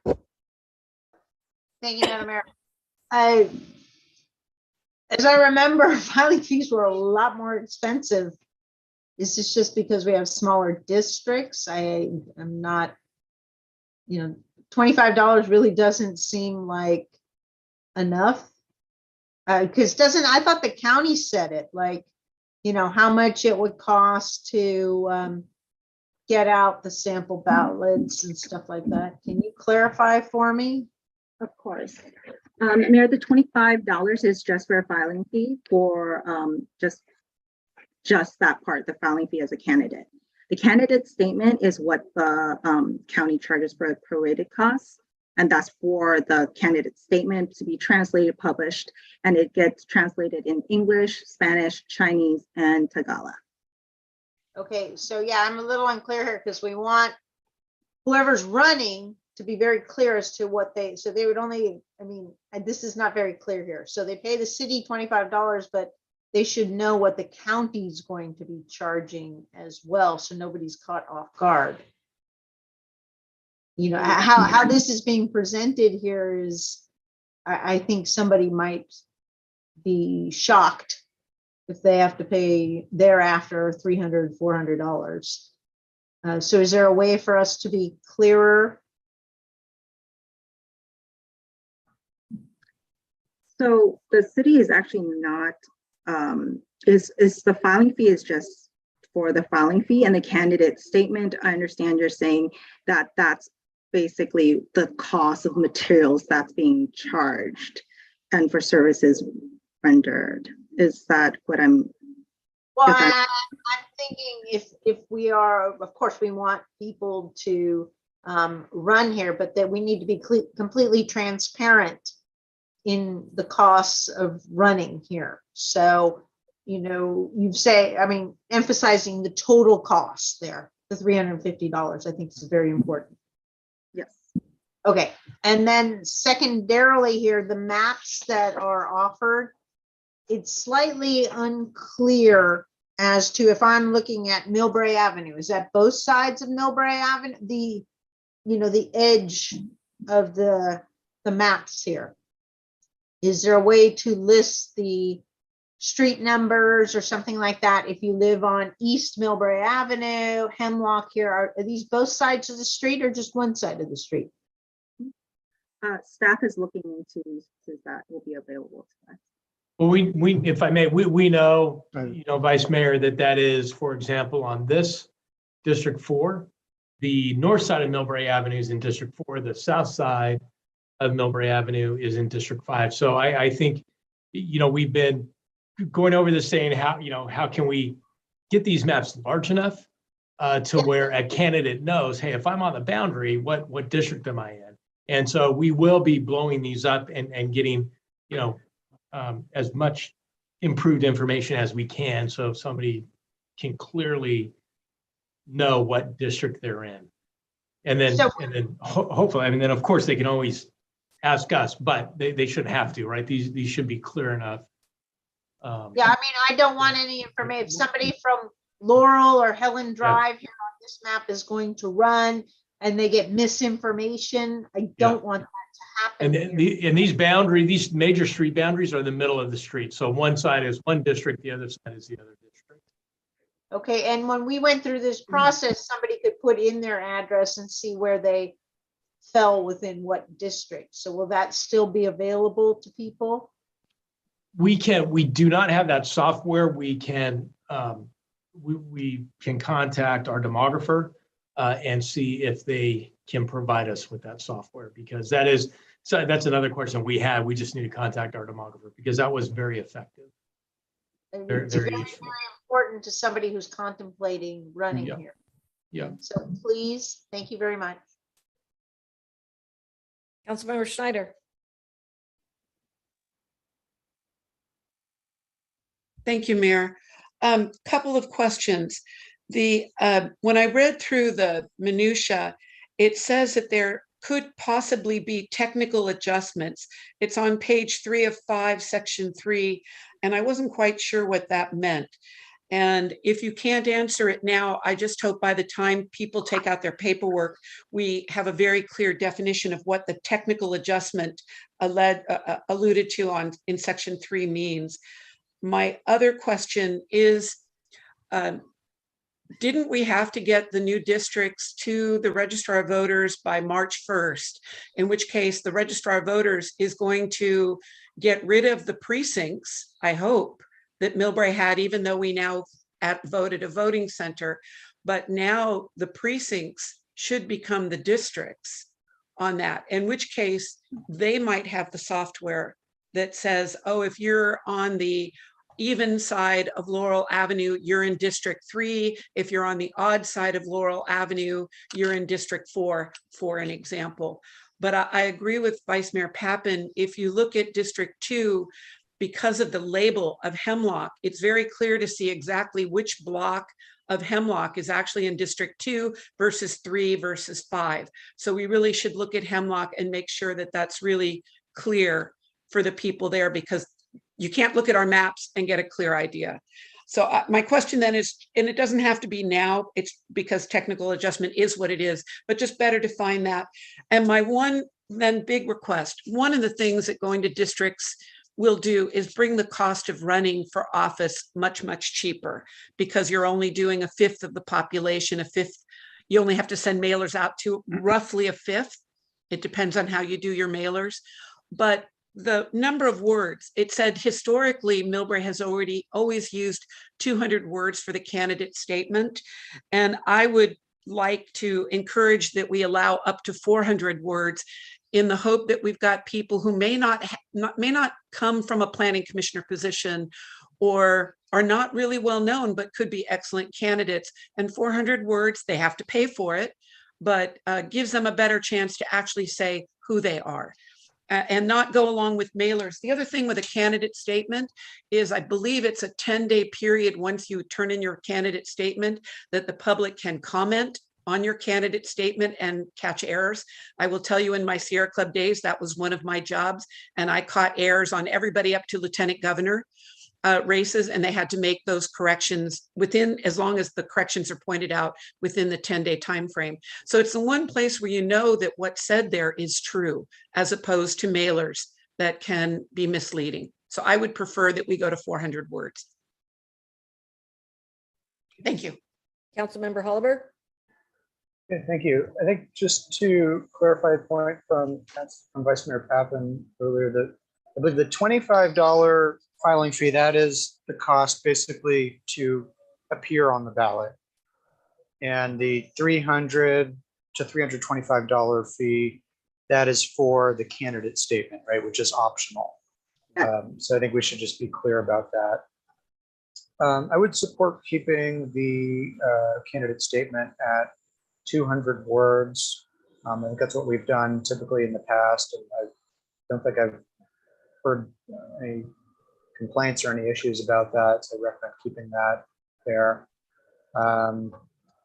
And yeah, I would recommend working with the county assessor's office on election maps. I believe they are updating that, and they should have some type of a tool that would allow you to look up what district you live in. So maybe we could be in touch with them to see if that's something that we're doing without having to go back to the democracy.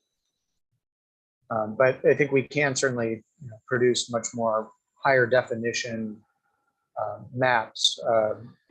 I believe that can be done and posted on our website somewhere without having to create a new tool for that. Thank you. Vice Mayor. Yeah, thank you, Madam Mayor. And I agree with Councilmember Holliber. I think 200 words is sufficient. And it's pretty standard. I don't think we want to get longer than that. I think because it would raise the $350, I think, at the county level too. So it becomes a little more unaffordable for people there. Hey, my question is, since this is advertised for November 8th, and we had talked about maybe some sort of a ballot measure as well. So, I don't know where we are on that. The school district might be bringing back some sort of a bond measure. I don't think it's just District 2 and 4 for city council, but the rest of the city may be involved in other matters, particularly as to the state races and maybe even ballot initiatives and all of that. So we're item number 11 to consider. Okay. Thank Item you. number 11, Vice Mayor. So one thing I want to be clear on, and I think 200 words is, for me, I would probably stick to that. But we have to make sure that City Hall's open and these can be dropped off at a time because of COVID, obviously. There's a reason why we have different hours, but let's make sure that we advertise anybody that is, because you can apply by you can pull your papers online. Is that correct? Or do you have to go to City Hall to pull papers? They could schedule an appointment with me to pull paper in person, but they also could do it virtually. However, we do need to get something in writing. Yeah, so let's, I think that is going to be the challenge for us more than anything. That, with our COVID rules and for the protection of our employees, why don't the employees come up with some sort of process that they could report back to us so that we can, make sure that process for pulling papers out and filing papers is 100% understood. And So Mayor, if I may real quick, just for public information and an update. So we do have the doors open in City Hall for walk-in public and customers from 9 to 4 currently without an appointment. We will move that to 5 o'clock, obviously, for this process. So we are currently open and we'll open, we'll move that to 5 p.m. So continue. we could be assured then if anybody's going to come pick up papers then a The link, doors will be open, absolutely, and they are open, so absolutely. and they'll know the drop dead date and time and how they can drop them off. Yes. Awesome. And that's why I believe, Mayor, if I may, and to clarify this, I believe that anyone interested in pulling papers is required to meet with the city clerk, whether they come in, in person or they schedule an appointment via Zoom. But I don't think anyone can pull papers online and print them out at home without registering with the city clerk. I could be wrong, but I think we should clarify that, perhaps, Elaine. Yes. So I can't issue the papers to them without verifying that they're a registered voter, and then also verify what district they're in. So, and also one of the reasons why I recommend scheduling appointments, so then we go through the documentation with them, make sure we have enough time. So let's say if I have two candidates wanting to pull paper, I would be able to spend enough time with both of them to kind of go through the paperwork and make sure they understand the process. And I just want to also make sure people are aware that we do have these educational workshop available to our residents if they're interested in running. And I'm always available by email and by phone. So however they want to contact me to pull papers is absolutely welcome. And we do plan to have a series of marketing regarding the election, so people are aware that the time period for nomination is coming up. So in what we're talking about tonight in new business, we're setting these certain policies. So we're setting the fact that you need to pull papers out with our city clerk and make an appointment. Fair enough? Is that basically what you just said? Yes, but we need direction on how much we should charge for the candidate statement ahead of time, and also how the word count as well, as far as like the policy that's applicable to the candidate. So I think we have a majority on the 200 words, but the cost, let's go through the cost. Vice Mayor? Yeah, aren't there nomination signatures required? I didn't see that anywhere. It's part of the nomination paperwork, but that's like part of running, but the policy that the council set is the candidate statement word count and also the cost. So come up with a number, Vice Mayor. If you don't, What was suggested is, you say $25. I mean, it's clearly $350. So are you asking people to write 2 checks or 1 check? They could do 1 or 2. It's up to them. If they want to have a candidate statement, then I would just need the grand total amount of $350. Okay, then, but my question too relates to the signatures. So as it stands in other elections, if like a state election, if you turn into the county or whatever, 600 signatures in support, you don't pay the filing fee. Do we have something like that? Or it doesn't work that way for city council? It doesn't work that way. Okay, so I just think we need to be clear and completely transparent here. So the clarity is $25 if you don't want to use the 200 words. If you want to use the 200 words, you can write 1 check for the total, or you can have 2 separate checks. Yes, and then sorry, I want to rephrase that. Actually, like if council choose to have a filing fee of $25 as well. Right. That's what we're discussing. And if I you, think that covers the cost, then I'm fine with that. But again, part of this has to be clear that signatures are required, nomination signatures are required.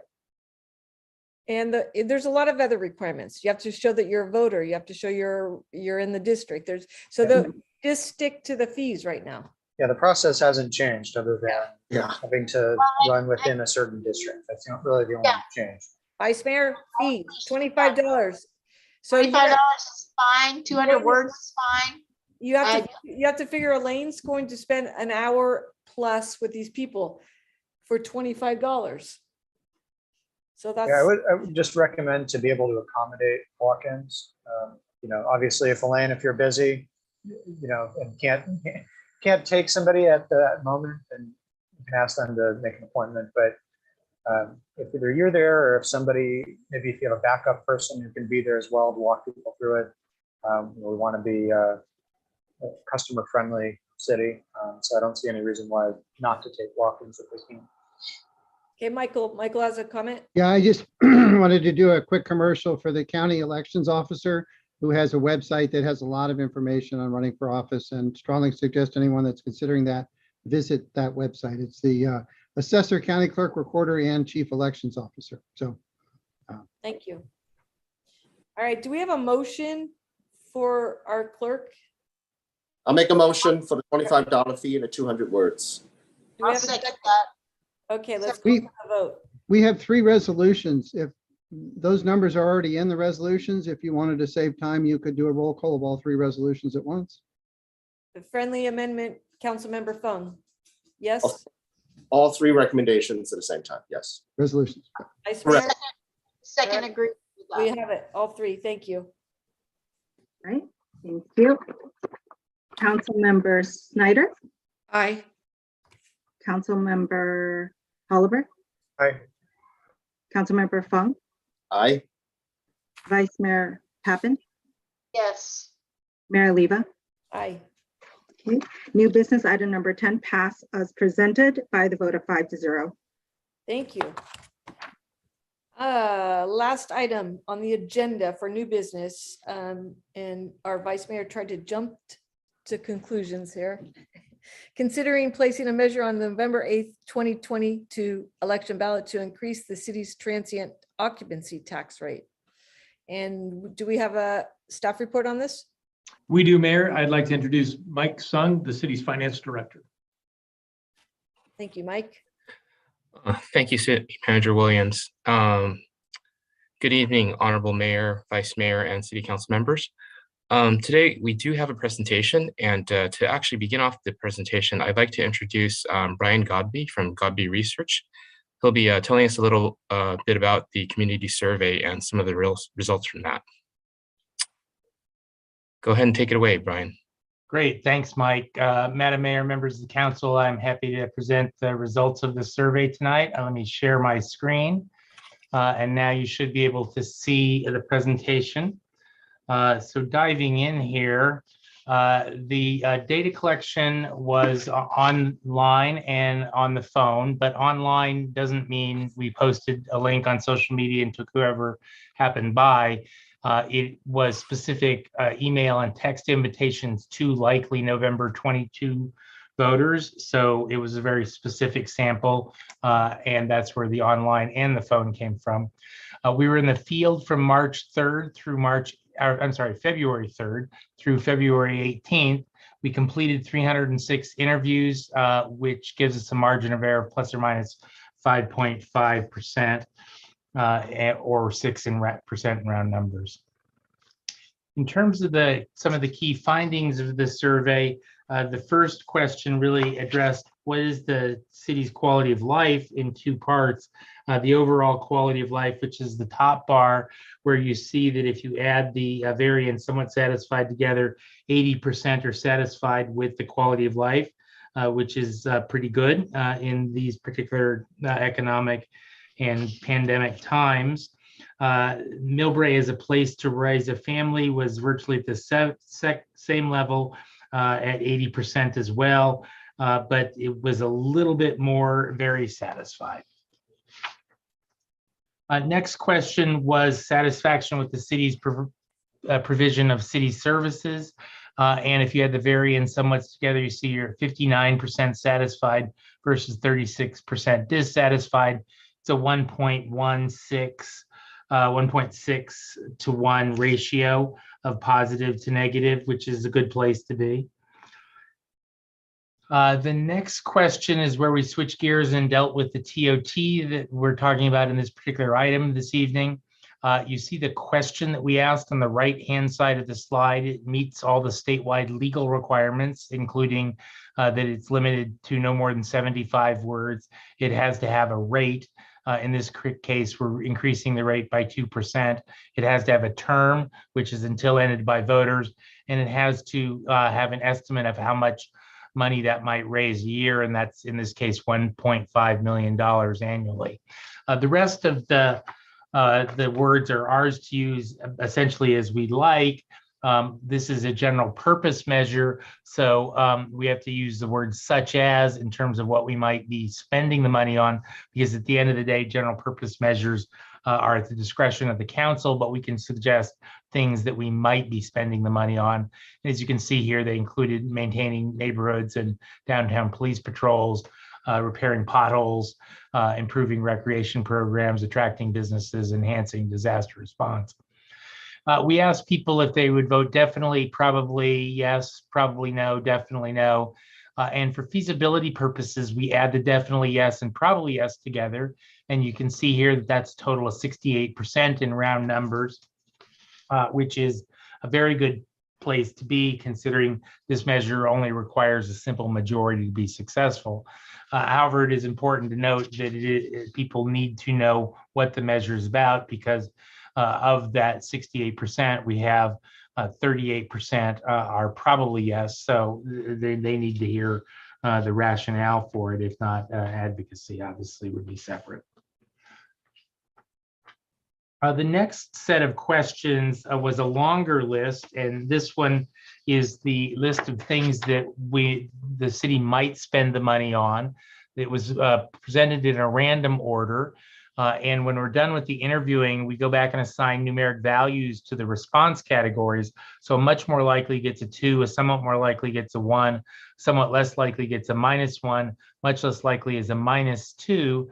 That creates the scale that you see here next to the bars on the right-hand side, 1.33 on down the list. It's a really super accurate way of ranking these items. But it's somewhat abstract. So we also add the much more likely and somewhat more likely together, and that's what you see reflected by the percentages in the blue arrow ranges to the left of the bars. We also group them into statistical categories, and so that's tier 1, tier 2, et cetera. In our top tier, then, we have repairing potholes. That's the most important resident priority at 85%, at least somewhat more likely to support the measure. Maintaining residential neighborhood and major city streets, a slightly different spin on the same public work project, is second. Maintaining neighborhood and downtown police patrols is third, and maintaining storm drains to prevent flooding is fourth. All of those are in the top grouping, tier 1, ranging from as high as 85% down to 76%. The key takeaway there is that all of those are well above the simple majority threshold necessary for a general purpose measure. The next tier is still very high as well, but just a little bit lower, relatively speaking. And that includes enhancing services to reduce homelessness at the BART station and downtown. If you heard, the money would be used for funding 2 additional deputies per shift, and maintaining city parks and recreation facilities, and improving downtown streets, sidewalks, and streetscape look. Again, those range from 77% in round numbers down to 72%. So really the top tier and the second tier are all really important priorities for the respondents to the survey. In a third tier here, we have enhancing disaster response, and that moves on to the next page with providing mental health response team for nonviolent 911 calls, attracting new businesses to town, completing the spur trail, and improving recreational programs. These are all ranging from 68% down to 62%. Again, they're pretty important, but again, you see the relative difference between this and the top 2 tiers, which were all in the 70s. From there, we have other items that are undoubtedly important civic needs, but not necessarily as important relative to the other items we've talked about. The next set of questions, the methodology is essentially the same.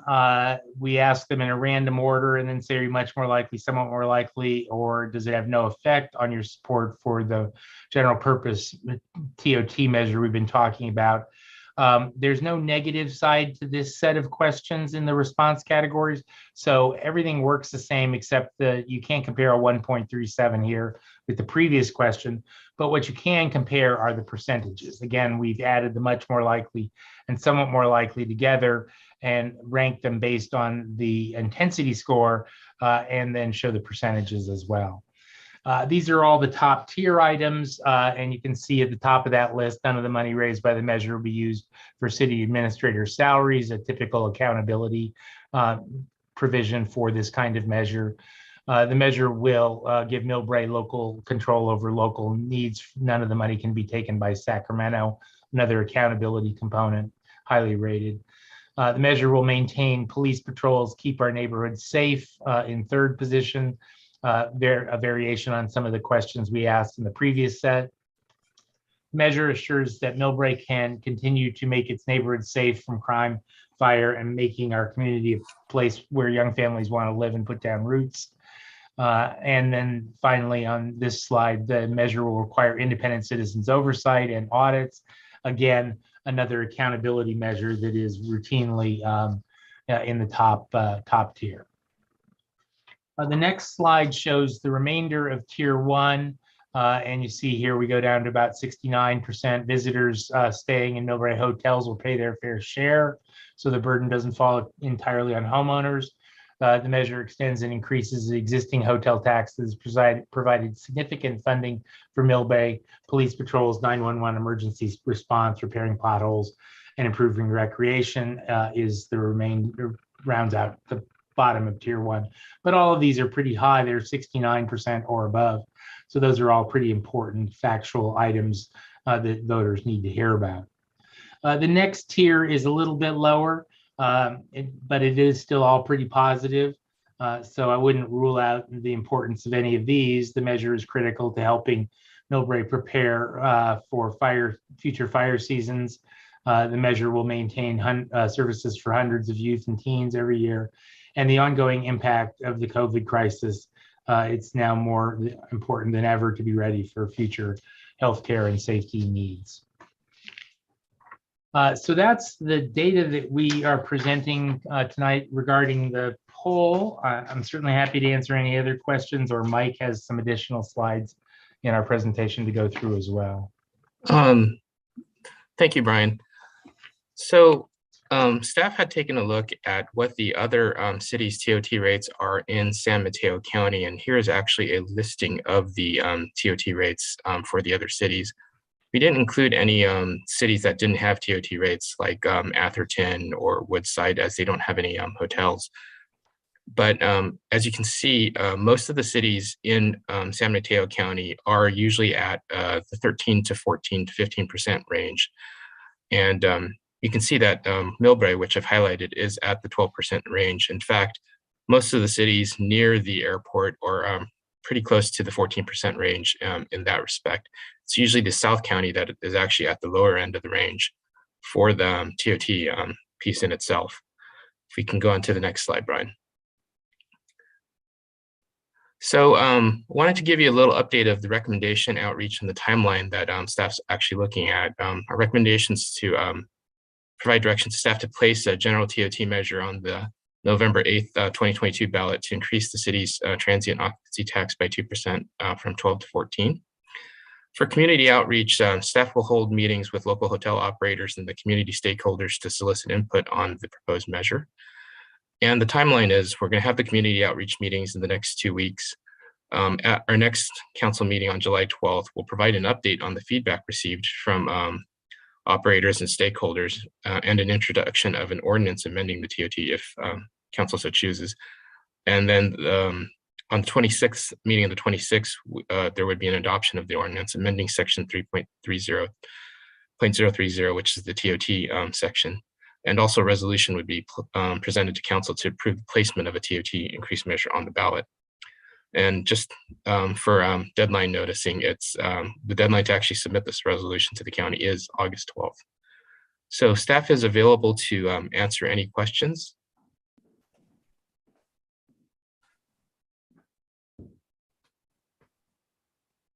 Any questions, Vice Mayor? Yes, thank you very much. And Mr. Godby, always very interesting to see how this plays out.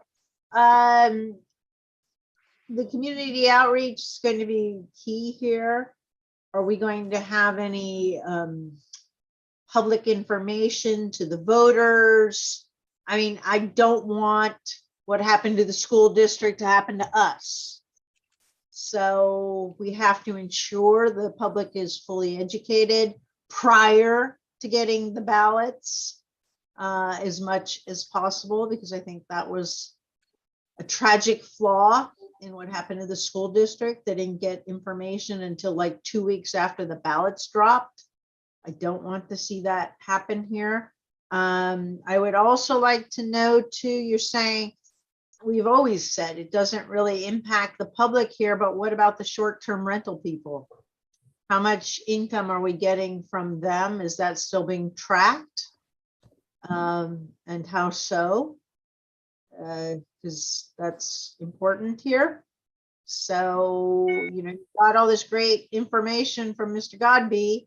We need to use it in such a way that that is educating the public. I don't see that here. I don't see how the community. Well, Mayor, Can we, if I, just- if we can come up with a plan of attack, if we can consider the measure first, let's look at item number 11. And if in fact you are wanting to go forward with this, if council decides to vote this through, then there's all these concerns need to be addressed that you have. Absolutely. Mayor, if I may, I have some information that might be helpful here.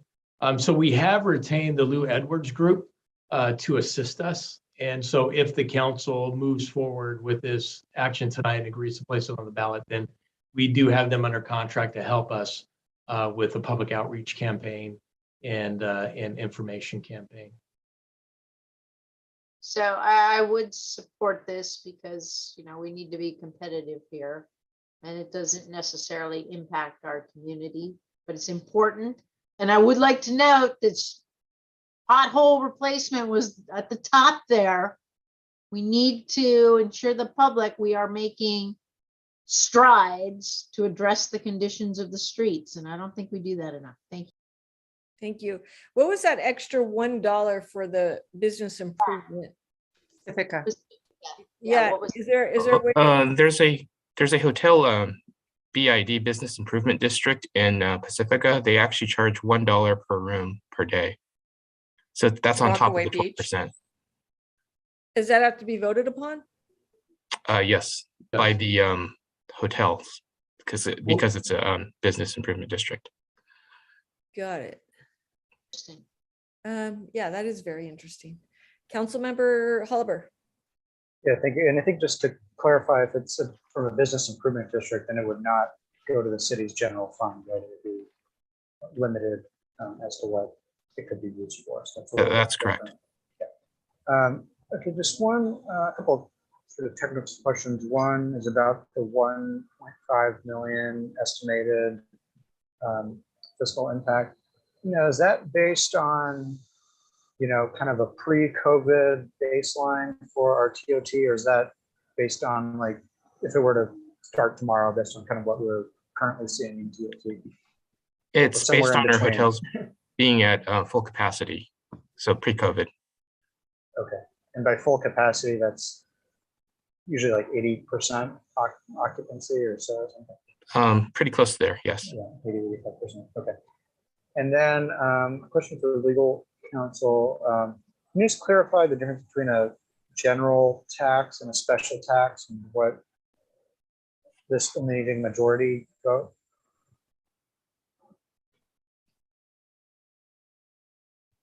Michael? Mr. Conrad, I think you muted.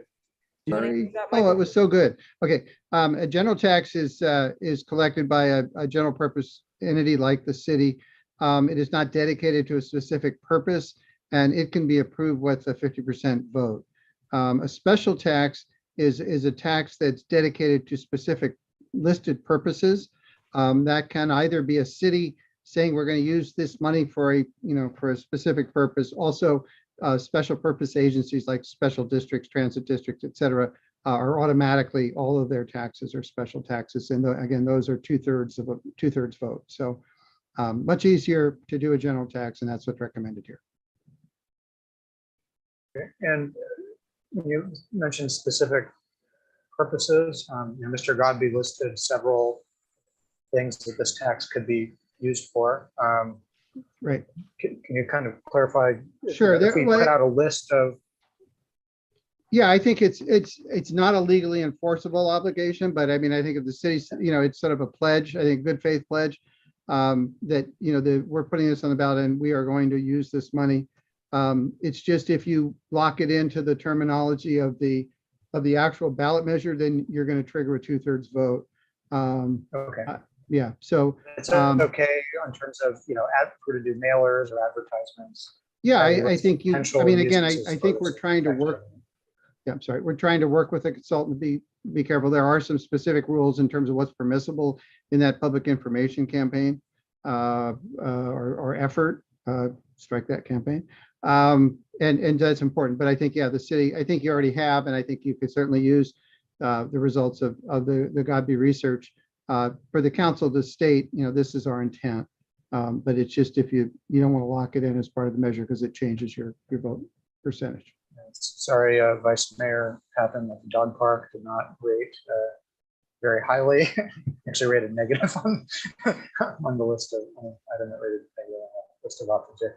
One last question. I noticed some of the cities that were shown have taxes TOT taxes that phase in over multiple years. So is that maybe something we can consider, that maybe we would go to 13% the first year and 14% the second year, just to maybe ease some of the burden on the hotel operators, give them a little bit more time to recover from COVID? Because we could obviously say that this is a tax on the people who are going to be staying at the hotels, and it is. But I think typically, when you look at taxes and economists look at this, they do see that the merchants end up eating a portion of the cost because they have to lower, the rates by $1 or $2 to be more competitive. So I would request that be something that we look at, maybe phase this in over 2 years instead of all at once. Thank you. Councilmember Schneider. Thank you, Mayor. Question. Thank you for all of the analysis. But I have a question. Did we just come up with those, what the public might want to vote for? Was that just part of trying to get a feel for the public? It was a list that we worked with staff on in terms of what your priorities could include. There could be other things that weren't on it, but it's a pretty broad list. So I think this is great. I'm a little disappointed that there wasn't anything that was directly climate change related or climate resiliency related.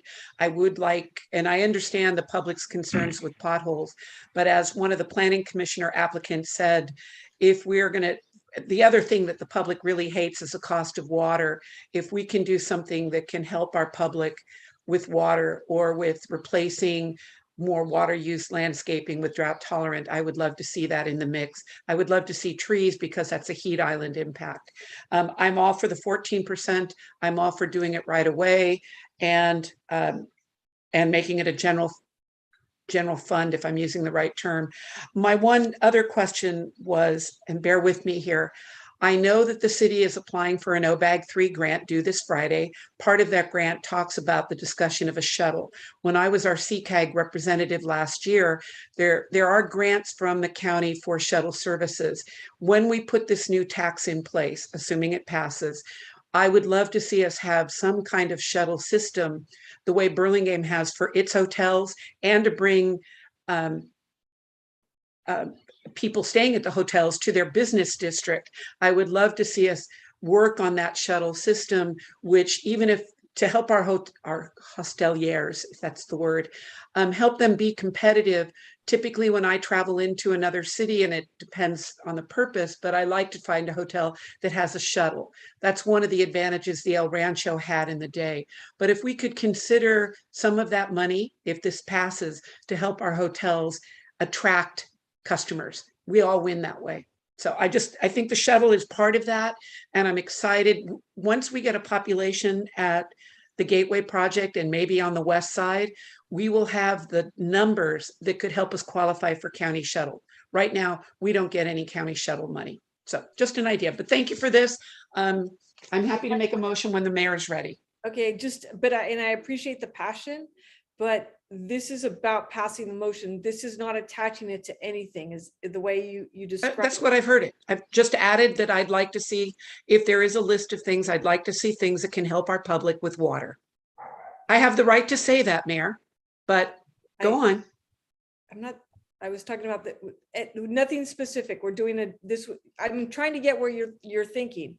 You're voting for this to go through at 14%, and you're talking about doing it for as general fund, general tax. Correct. Okay, Councilmember Fung. Thank you, Madam Mayor. Just to echo a few things that has already been said here, the public information here to let our public knows what this means and who is going to be contributing to this tax is extremely important here. This is an important, potentially important ballot measure for Millbrae because we have many priorities that we need funding for.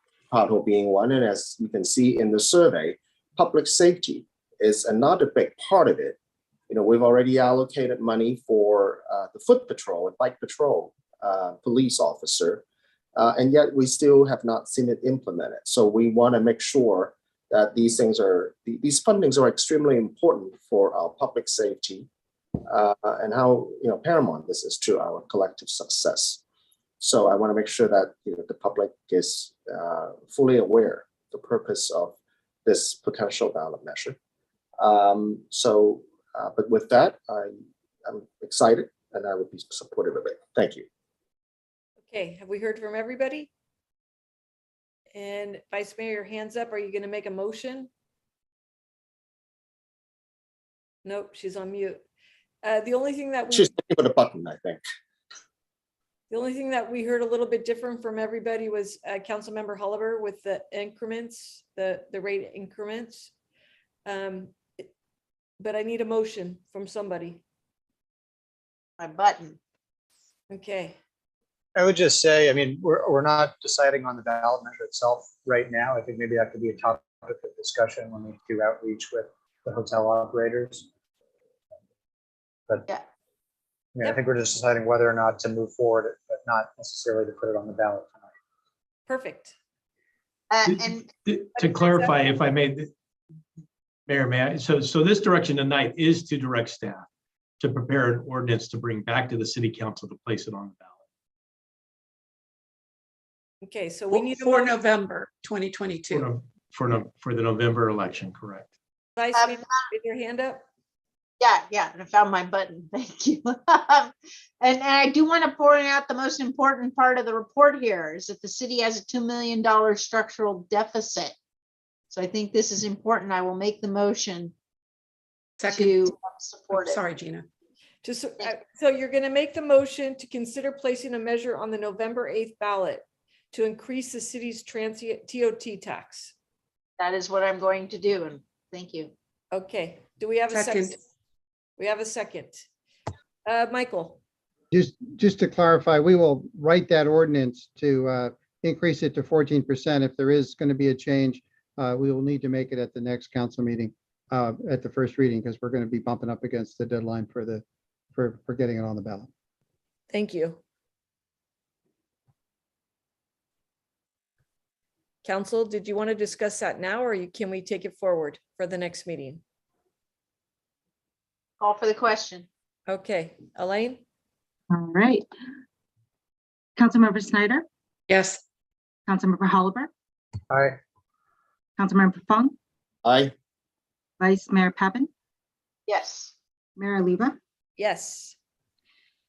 City Council directs staff to prepare an ordinance placing a measure on the November 8th election ballot to increase the city's transient occupancy tax rate to 14% by a vote of 5-0. Thank you, Elaine. Okay, that concludes our council meeting. It's 9:24. We've been going at this since 5 o'clock in the afternoon. So I'm going to adjourn the meeting without council comments tonight. I just want to remind everybody that we're going into the 4th of July weekend, and we live in a city that has a lot of tree and brush. And please remember to be safe. No fireworks are permitted in Millbrae. So with that, I would like to adjourn the meeting. And I thank you all for your time and effort. We got a lot done today. Thank you, Mayor and Council and staff. Thank you. Good night, everybody. Okay.